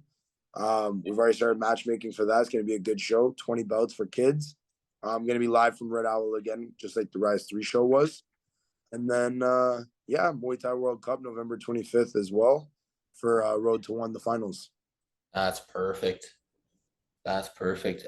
Did you guys do the anthems again for this one? I missed the beginning of Rise this past week. No, we No? didn't do anthems or anything. We can't do it because it's not Muay Thai. I have to for the kickboxing stuff. But for Muay Thai World Cup, I know they're going to start including some of that. Okay. What's up, brother? What's up, big guy? How you doing? Good, man. How are you? Living the dream. You know me. Every day's another day in paradise. Jim's looking busy, man, as usual. Bro, I can't keep going. Some days are just wild. I believe it, man. We're definitely planning on coming by. We've been just our own business. We're starting our own business here, consulting and shit. It's been hectic, but it's been going really well. That's good to hear. At least you're starting to do something. Yeah, I had to take a little step back from the MMA stuff just for like the day to day, just for a bit. But it allows you to make more money in a different thing to help you build for what you want to do. And so exactly, it'll fund a couple trips and new equipment, all that shit. You know how it is. So fun stuff, the expensive stuff. Yeah, you know, but yeah, exactly. The stuff you look forward to. It's like Christmas for yourself, right? So people don't get it till they have to do what we do. Yeah, exactly, man. I saw juniors coming up, eh? Oh, bro. Telling you, sorry, cut me out here with you. There we go. Yeah, juniors is gonna be hectic. I'm excited for it, but yeah, man, it's a lot of work what Kieran has me doing. Like, goddamn, I've been grinding, bro. Like, I have so many shows coming up. I don't know if I'm keeping up or not. Like, it's crazy. Like, just to put in retrospect, you saw me at Rise 3. Mm-hmm. We did Rise of the Warrior 3. That was insane. Like, that night was nuts. Mm-hmm. I just found out that like we had record-breaking amateur results in terms of like the number of people there. Nice. I haven't seen a show hit over like 800 people in amateur in Ontario. Dude. We did 1,160. Nuts. So, like, really good, obviously. Then you have Rise Juniors coming, which is a smaller show. Because obviously we're doing so many fights that we're getting so much complaints of how long the shows are being. Yeah, you're saying. Yeah, well, like, I mean, I get it, bro. Like, doing shows with, like 20, 30 fights in a night, it's a lot. Mm-hmm. Some are like falling asleep by the end of the show. So I get it. But truth is, we're going to be knocking all of our shows down to 15 fights now. Yeah. Keep it that way. Like Kieran's doing for Muay Thai World Cup in Alberta, he's starting at 4:00. And then he finishes by like 9:30, 10. Mm-hmm. You get all the alcohol sales and stuff, but you avoid the like drunk crowd that are stupid and rowdy. Yeah. And if been rowdy, they've gone on to like either a casino or a restaurant and bar. It's their problem at that point. Dispersed as well, right? Like buddy's team aren't in the same building. Maybe they fucked off separately, right? So you never know. That's always the hope. Yeah. So obviously our events, there's always theatrics and stuff that like that. I think that's never in an Ontario Muay Thai community. So that's only in Ontario. Like if you go to Alberta, this stuff never happens. So crazy. Only in Ontario you run into it. Rise 4 in December too. So Rise 4 December 16th is on an approval right now. We're waiting on because the reserves confirmation finally done for pro. So we sent in our introduction stuff today. Everything got signed. Now I'm waiting on the return back. Then we're picking which venue. So it's already done. Like it's confirmed. It's just now we're deciding between. Truthfully, we're gonna probably go in Six Nations. Okay. London, Ontario. That's what we're hoping for. Nice. Because it's central, but it's also close enough for us to have guys from the States drive in because we want to do some international matchups too, right? So with Americans, you can have them drive over the border. It's easier. They can come in and come out type of thing. Yeah. Have some really good dealings with gyms in Michigan and like on the borderline right there. So an hour and a half, 2 hour drive is not really a big deal for them, right? Oh, especially if they compete at a great show too. No, and that's the other thing too, right? Like Muay Thai World Cup's getting such a following now that things are exploding, bro, on every avenue. I have guys in Thailand who are messaging me from gyms out there, reaching out to me going, look, we can't get on a WBC show out here because we don't have contacts. Yeah, yeah. Go right through you. Like we'll pay our own way. We don't even need to be paid. Like we'll fight for free. I It's have crazy. it's funny, I got an Iranian guy from Iran that messaged me to be on the show too. He's heavyweight, 91, 90 kilo. Wants Yeah, to pay his own way as well. It's because he sees what's happening out here. I can tell you right now, people in Ontario haven't realized it yet. And again, it's not to be a dick, but No, no, it's no. weird of what needs to happen. Ranking system in Ontario has been missing for a long time. Mhm. That's one. That's one of the big issues we've been coming across for a decade, bro, at least that I've seen. Like, and I can be honest, like when I got to the high levels in amateur years and years ago, it was starting out to be a problem to get on the national team. I Mhm. see this so often now that coaches are handpicking guys that are going on the national team for Canada representing us. Specifically, and again, not knocking anybody, you know, it is what it is. People got to do their job, and I get it. But the IFMA junior team for Canada this year was completely handpicked. Mhm. Not one kid did I see do a national tournament to win that, to go on to earn it. It Yeah. made no, some of the kids that were on the national team who went to IFMA made sense. Like juniors like Olivia Bassus, Mhm. Ramsey, Khatib from Moss. Like that made sense to me. Yeah. I understand how some kids on the other part of the teams got into juniors but never fought in nationals and never fought in provincials and are also not the best kids in Canada at that weight. There's kids in Alberta who can smash these kids. There's Yeah. kids in Montreal who can smash these kids. Yeah. There's kids in Ontario who can smash these Ontario kids that got represented. And it's not to knock leaders or judgment or anything of that. It's that it's not fair to the kids who are the best because they're wasting their time in the sport, not getting the opportunities they deserve. And I'm not knocking the kids who did get the chance to go. I think everybody deserves it if you've earned it. Yeah, But I 100%. think, bro, that it's fair to send kids to represent our country who aren't actually number one. Mhm. One, I also am tired of watching Canadians go there and lose, bro. I Yeah. don't country come back with one gold medal. It's terrible. When we have all the guys capable to come back with 14, 15, 16 gold medals. And it's a standard that is being forgotten about because it's politically driven again in Ontario, right? Like, and you've seen some of them with some of the shows, some of the things that happen, right? Like, I'll even touch base into this without going into depth because otherwise we'll be here for an hour of me complaining about this fucking work. But like, I'm doing the junior show, and again, not even 3 days after we started posting posters, I already had multiple complaints in from MTO regarding us. And it's like, dude, we're not posting anything even WBC related. What people haven't realized, the WBC amateur stuff we were doing was not a facade, but it was to take us off onto what we were really doing, which was setting the professional side. Yeah, exactly. And got it done. Yeah. Nobody, but now it's not illegal. It's done on the reserves. We followed all the guidelines. We've done all the legalities that we needed to in terms. We have everything in writing. Rules, regulations, government laws, everything follow in suit with what we've done. In Alberta, now you're going to see it in Ontario. The real reality is a lot of people in Ontario did not want to do the legwork to get this done. And I understand it. It's a lot of work, bro. I can tell you right now, this has been a project of mine since February of this year. I have been busting my ass to get it done. And I've kept quiet about it until it was time to announce it. What blows me away is that people don't like follow the route. Like I've made multiple posts about the route, the clear route that there is, like we've spoken about as well. It's like, But yeah, see, the route isn't everybody's objective, bro. Some people like money, and money is more important than seeing other people succeed, right? Like, and I say this, and again, take it with a grain of salt, but also it's the reality of what we see here in Ontario every day. And I also know we're not the only country going through it.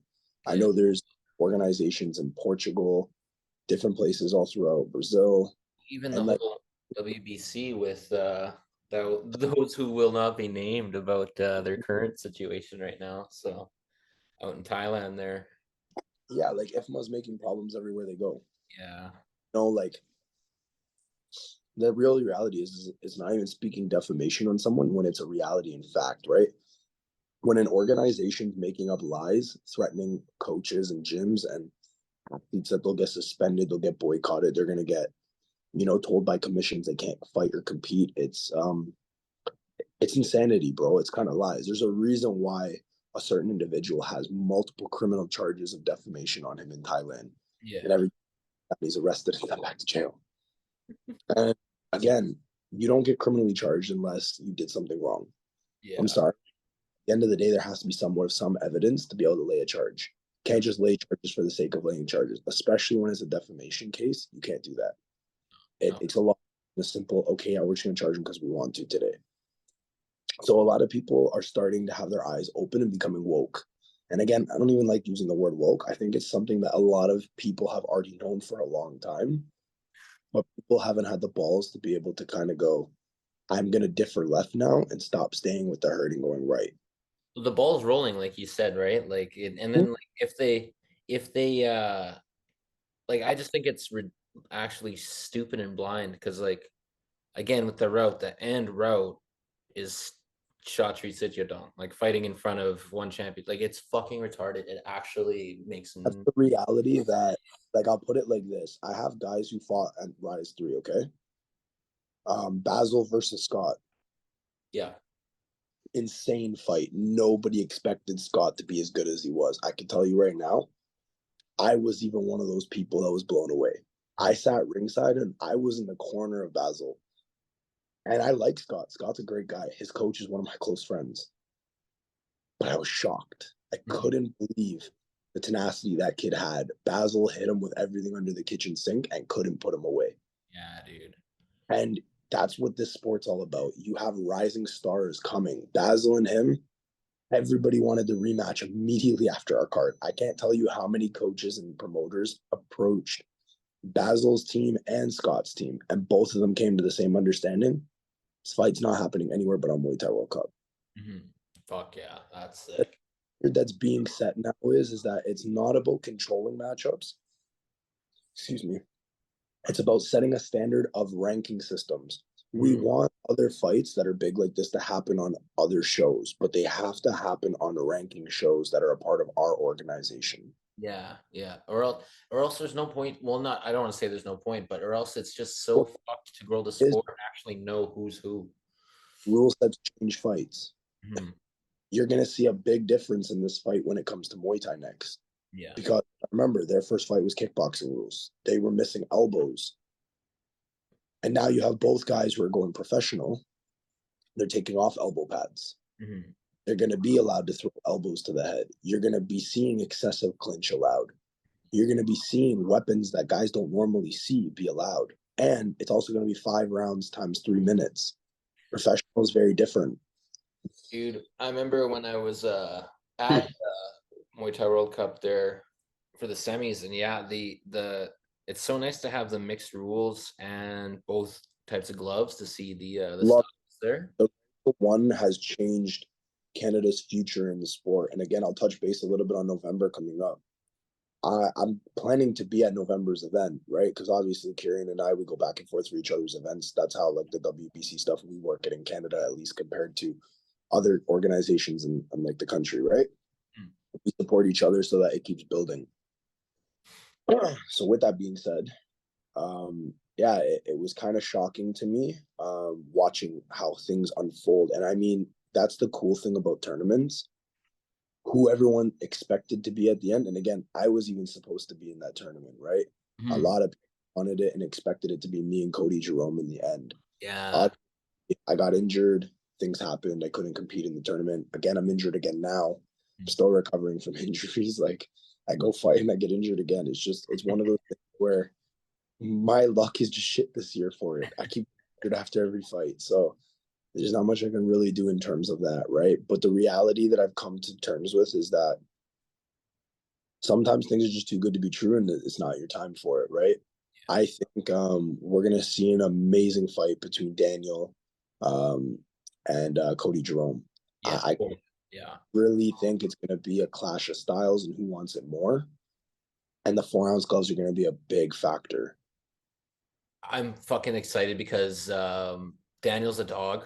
And when Cody gets like a dog brought to him, Cody brings out his dog, and they're both like, it's. Don't get me wrong. I don't. Nice, man. I think Cody's a fantastic fighter, but I also know that Daniel has experience Cody does not have. Mm. Cody has shown in his last few title fights his tenacity, his ability to adapt, become stronger, and be a great fighter. I think he has all the right makings to be a multiple-time world champion in years to come. I Mm. saw position leading up from when he won his title to now has been proof in the pudding that he's doing great. I think he's on the right track. I don't think we have seen him tested yet in terms of superstardom of who he's fought. I Mm. fought Quinn Waslick, who I was set to fight, and Yeah. obviously my foot, so things don't really play out to fairness. Yeah.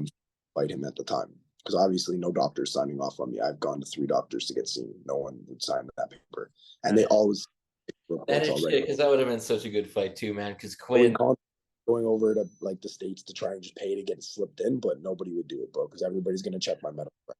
yeah, So yeah, there's no hope for it. So I kind of just, like I said, shitty situation, bit the bullet and called it what it is. yeah. But again, I think we got to see Cody tested, but again, the problem again coming with it is Quinn still lacks the experience of super high level fighter, Mm. right? And not to bash him, he's a great athlete. I think he's got phenomenal abilities. I think if he connects and knocks you, you're going to sleep. I think that he's a dangerous fighter for anybody to fight. I just think the fight IQ is still not there because he doesn't have the experience built up. And that comes with time. Once you get 20, 30 pro fights in the game, your abilities to adapt on things and be able to see things and do things at a higher rate comes out faster. Yeah. That's Daniel is going to, in my honest opinion, I think Daniel's going to knock Cody out. That semifinal, that finish with oh my And it god. showed right there how bad he wants it, bro. And you know what? It's funny. Kieran posted the video of how he talked to Daniel. Daniel dropped out of school for that year. Yeah, I saw that. Yeah, Threw all up in. yeah, So it's crazy to hear it, but Daniel really has put it all on the line. And I gotta say, for me being an Ontario boy, I support the Ontario boy. I want to see a guy from our part finally win, other than someone like myself and Hassan, because we're the only two that have gone out there and won a WBC title, right? yeah. Had hard opposition. Like I fought Chris McMillan and went 5-round war with him. I lost on a split decision. It was a very close fight. Could have went, in my opinion, either way. Obviously, you fight the hometown boy, you gotta do full fucking unanimous decision to take it. It's not what happened. It is what it is. But I've seen time and time again, our level is just not there compared to because they grind. These guys train differently. They train together. The politics is killing us in Ontario. Yeah, it is. Well, Like the whole country, it's fucked up the sport and the growth of it completely.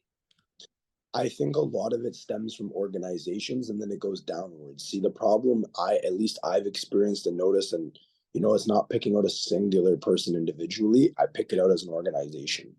A leader teaches his people how to act and how to go, and you instill right motives in people.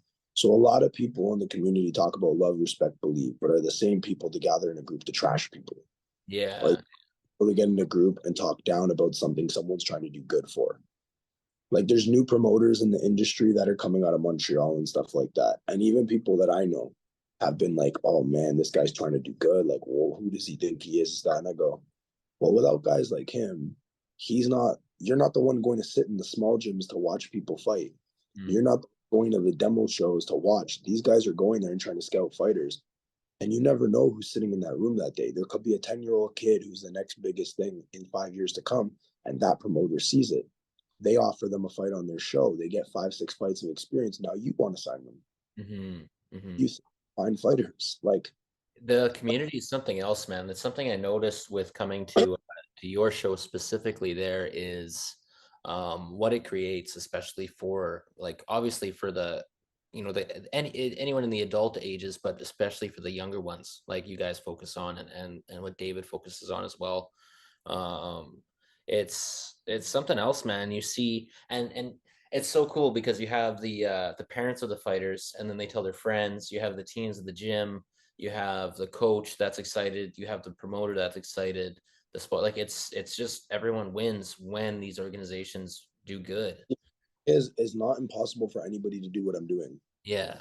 Question that a lot of people need to ask themselves is why has nobody done it? That's why that's like when Kieran messaged me originally, I was like, why has this? I thought it was like over and done with. Because again, I'm new to this.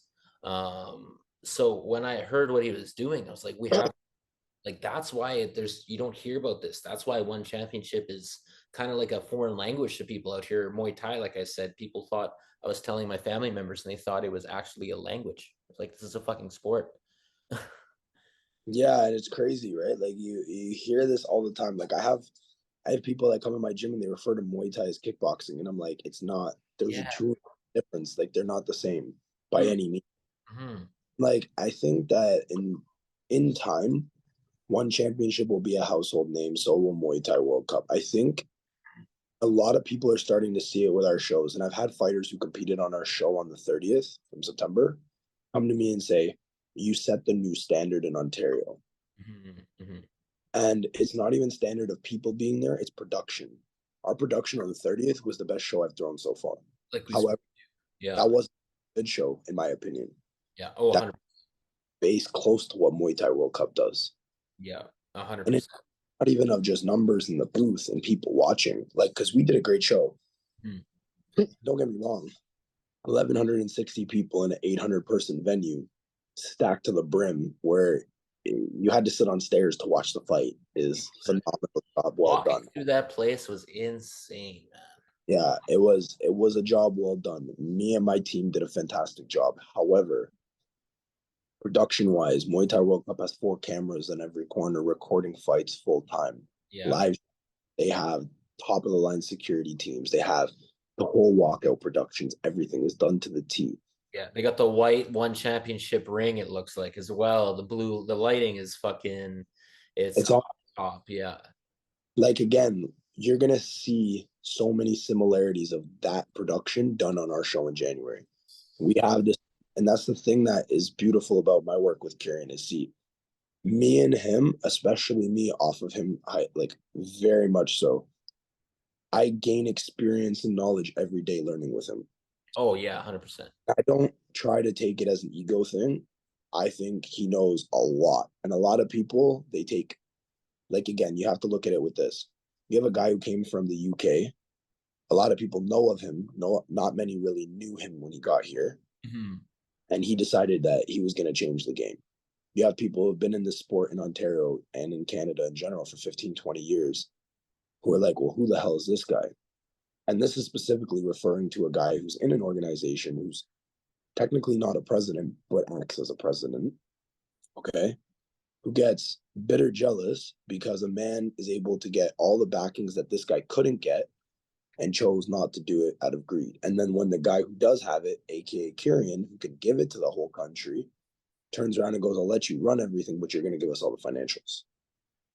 That makes no sense. Why would I work for free when I'm the one breaking my back? So that is one part that rubbed me the wrong way. And anybody who watches this video will know exactly who I'm talking about.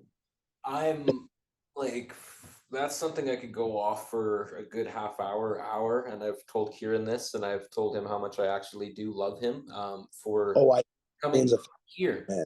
He could have, and you know this, everyone knows this that knows him. He could have stayed in the UK and dominated Thai boxing, UK Thai Well, boxing. He could have done whatever he wanted. he had Gym of the year before he moved here. He had 4 guys signed up for one championship, Muay Thai Grand Prix and BKFC. Yeah. Rudolph Eswick is in the BKFC. That's one of Kieran's oldest students. Yeah, that's why he reached out to me. That was my 5th interview.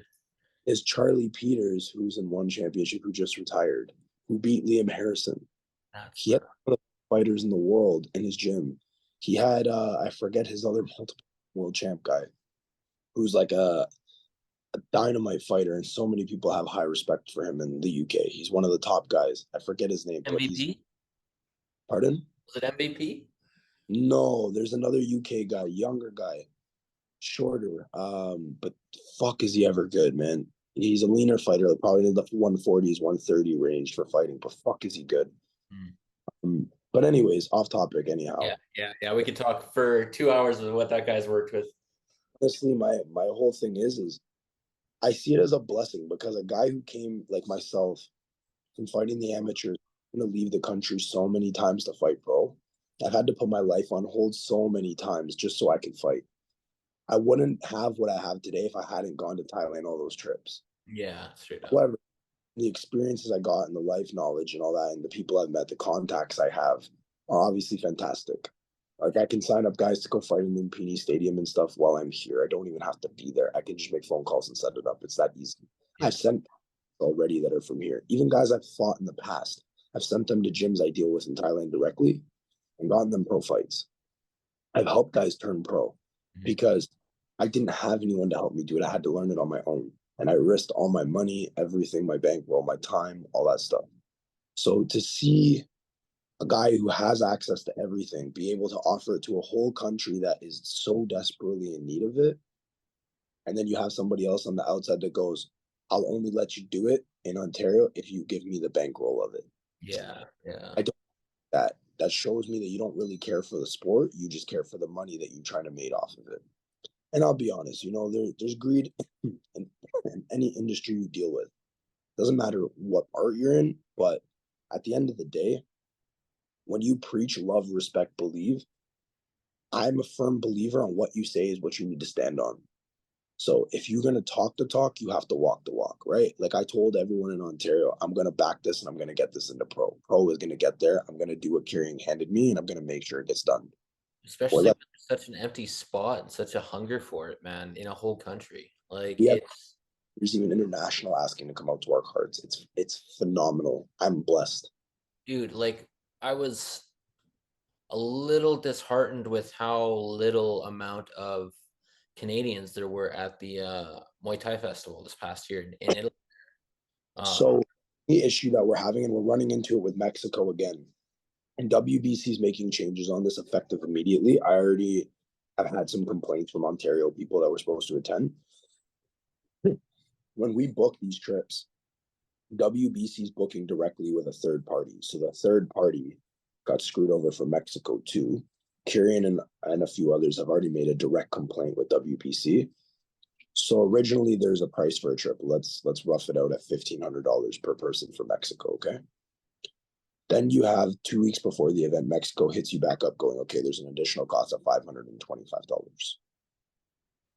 Fighters, especially young fighters who are at their 17 to 25 mark, are not making big money, bro. No. They're working 9 to 5 jobs, just barely getting by, saving up as much as they can so they can continue chasing the dream to fight. Especially in amateur, you're not getting paid to fight. At least in like some fights, you might get $500, $1,000, $2,000, $5,000, depending on your stature level. Obviously, once you get to one championship, we're talking $50,000 to $100,000. The payment's a lot higher. You have opportunity for knockout bonuses, all that stuff. 350,000 baht. Yeah, right. Like even in Thailand, that goes a long way, man. I tell you, you'd be living comfortable like a king for like 5-6 months if you lived the way that like I like to live down there. Like the best food, you're training, personal training every day, twice a day, like all the crazy stuff, right? So seeing that there's so much opportunity and growth, but the expenses are there, I get why fighters have a hard time. Like I put it like this: if you have the kids going to a trip like that and you have 4 or 5 kids going and a parent has to pay that bill, that's $1,500 per kid. That's almost $6,000. And now that you do think about it, so like for example, Team England, they had over 30, but it was from 2 separate gyms, one being the Knowles Academy, the other being Rich Bad Company. Those are pretty like high. And pretty well established. So that makes sense. That does make sense. We'll get there. The reality also is this: certain countries have funds put aside for athletes to go. Our country has not given 2 shits about what we do yet with Muay Thai or kickboxing. Yeah.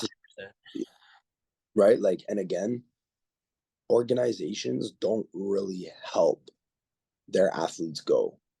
Like, I can tell you numerous stories of athletes that I know of who've also fought on my cards, who've gone to IFMA and canceled competing because the bills are too expensive and walked away from the organization entirely. And people don't know the WBC Muay Thai is nonprofit too. Or WBC in general is nonprofit. And every organization says they're nonprofit. We all know businesses don't really, right? However, I would say this: when you have an organization like WBC that opens their books publicly, that's difference, right? know people are getting like, and again, if you're working a secretary job in WBC, having to run things, I do believe that you should get paid. Oh, I'm It sure they is do somehow. an organization in itself. That's fine. At the end of the day, you're putting in 40, 50 hours of work a week for an organization to flourish while you'd be giving up your normal job. So at the end of the day, people still have to feed their families, take care of their bills, this and that. So I'm not oblivious to the nonprofit versus actual payment stuff. Yeah, The real down to this, allocating funds properly for when athletes need to go, like from your country, is a big importance. I feel like organizations lack, especially in Canada. That's why I really like Wacko, because Wacko does certain things to help athletes get ahead. nice. That's what I like that when you have someone who's a former fighter also be an organized leader and runner, you get 10 times more from that person because they actually genuinely have love for the sport. I didn't know that. What? Yeah, A couple examples. boxing and kickboxing. He's done very well. Kieran, same thing. Kieran's multiple 3-time world champ. Hmm. I have multiple world titles too. And again, I'm not even at the level of Kieran or them. Kieran's fought, again, I fought on major stadiums. I fought in Lumpini, I fought in Max, I've won world titles, I've won a WBC belt and all that. Kieran's fought her fucking name in the book, bro. Yeah, Like, yeah. and he was in the golden era time, like 90s, going to Fairtex and stuff too. Like, he knows so many people I know. Like, it's crazy. I went to Fairtex this year and I went and fought on Max. And Mr. Wong, who owns the camp, Mm-hmm. got introduced to him, obviously directly through my contacts with my sponsor. That's awesome. And he obviously found out I was fighting on Max, watched over some of my training, wished me luck, all that stuff. And then the day before my fight, pulled me into the office room that he has, this little high chair that he sits on, and like yells at everyone across the room through a mic. Called me into his room. He's like, I know you're fighting tomorrow. I wish you luck. You're going to win. Listen to Apposite. You'll do well. And then he goes, tell Mr. Keddle. And he goes like this. I said, hi. And hearing a Thai joke like that, you know that they have utmost respect for someone, right? Of course. So, like, and I was taken completely back because this is a guy who's like one of the most serious Thai people in the country. Like, What's so funny is he just put out that warning about the foreigners coming, spending their money to come fight in Max and Lumpini's and beat Thais. So the fact that he did that gave you props. go to many, many, many gyms in Thailand, and not once have I seen a gym like I saw Fairtex. I'm blown away, bro. Completely blown away. Like, the way they train their fighters is how I was trained starting out. There's no like fucking around. They train like it's life and death.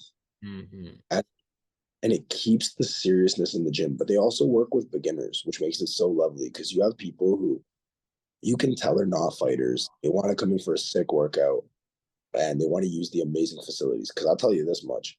I've been to many gyms in Thailand. Not any of the gyms have full, and when I mean full gym.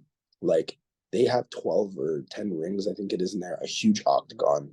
Every bag is a Fairtex custom made bag. Their canvases are custom made by you. They have a full gym with treadmills, weight machines, everything. They have a full area. They have a sauna and a hot bath and an ice bath. It's a full facility meant for fighters. Wow. So they run it like you don't need to go anywhere. You just come to show up to training. You got everything there you need. That's perfect. Yeah, it's wonderful. And they have 40 active trainers at all times. So, like, if my trainer's not there that morning, I have another trainer I'm working with.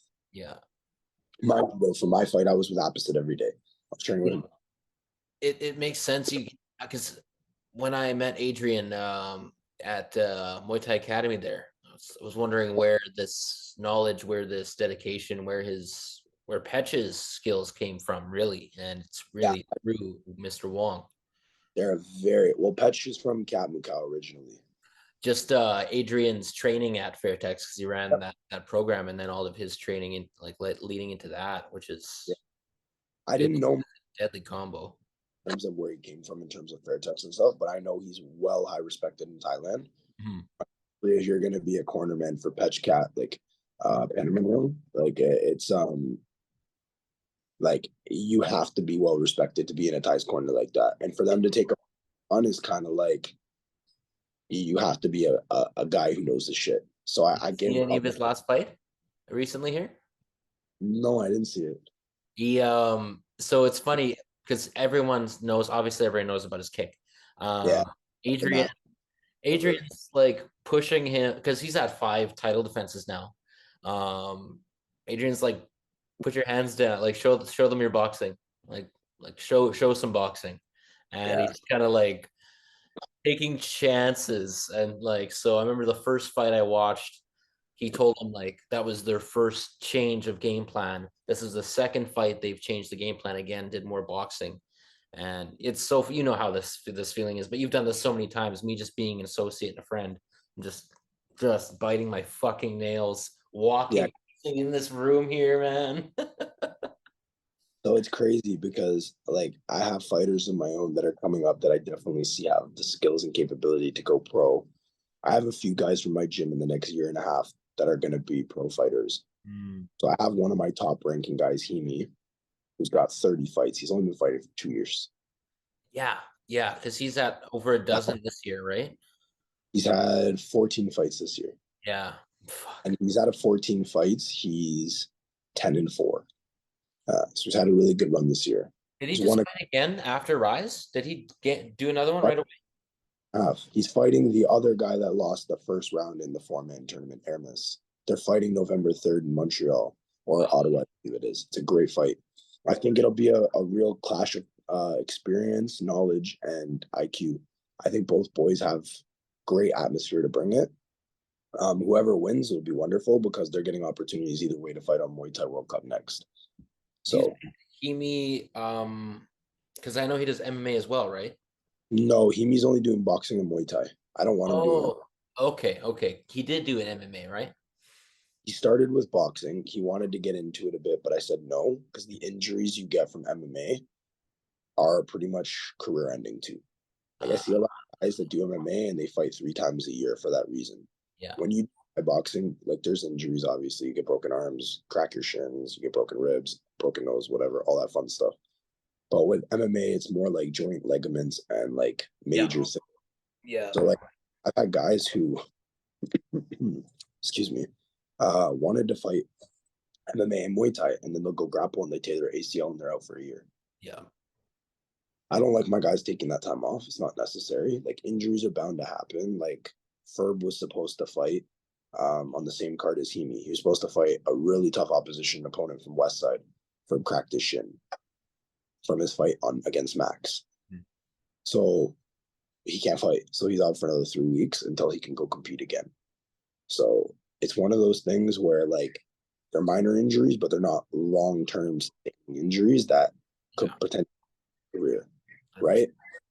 So I like to keep my guys in a good position to where they can fight often. You know, if an injury comes, okay, we deal with it. But I don't like the whole MMA scene, and I don't like what the MMA scene brings. Again, like I've seen many gyms in Ontario, in Montreal, and Ottawa that do the mix of both. And I see the set of egos come out. I don't like it. I don't like the meathead mentality. I think that, and again, like, don't get me wrong, I trash talk all my fights, sell them, right? How am I going to put asses in seats if I'm a boring fighter? Of course. Entertainment's still a factor to fighting, and I'm not oblivious to that, but I don't like when a fighter carries that 24/7. Yeah. Right? Like dealing with guys who have come from the MMA scene who won on our cards, I've turned them bluntly down just because of their attitude. I won't deal with it.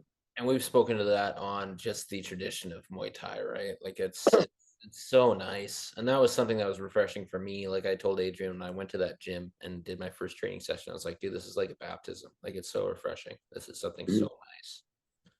I think that with Muay Thai, people get more humbled as they go. It's one of those sports that teaches you different characteristics and opens you up to an idea about yourself that you've never known before.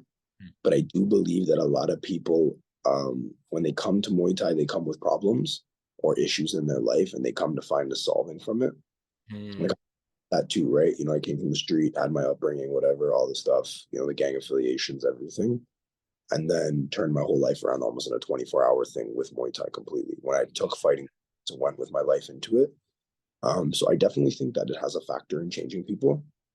But I think more what I'm getting at is the mentality of that level that they get it's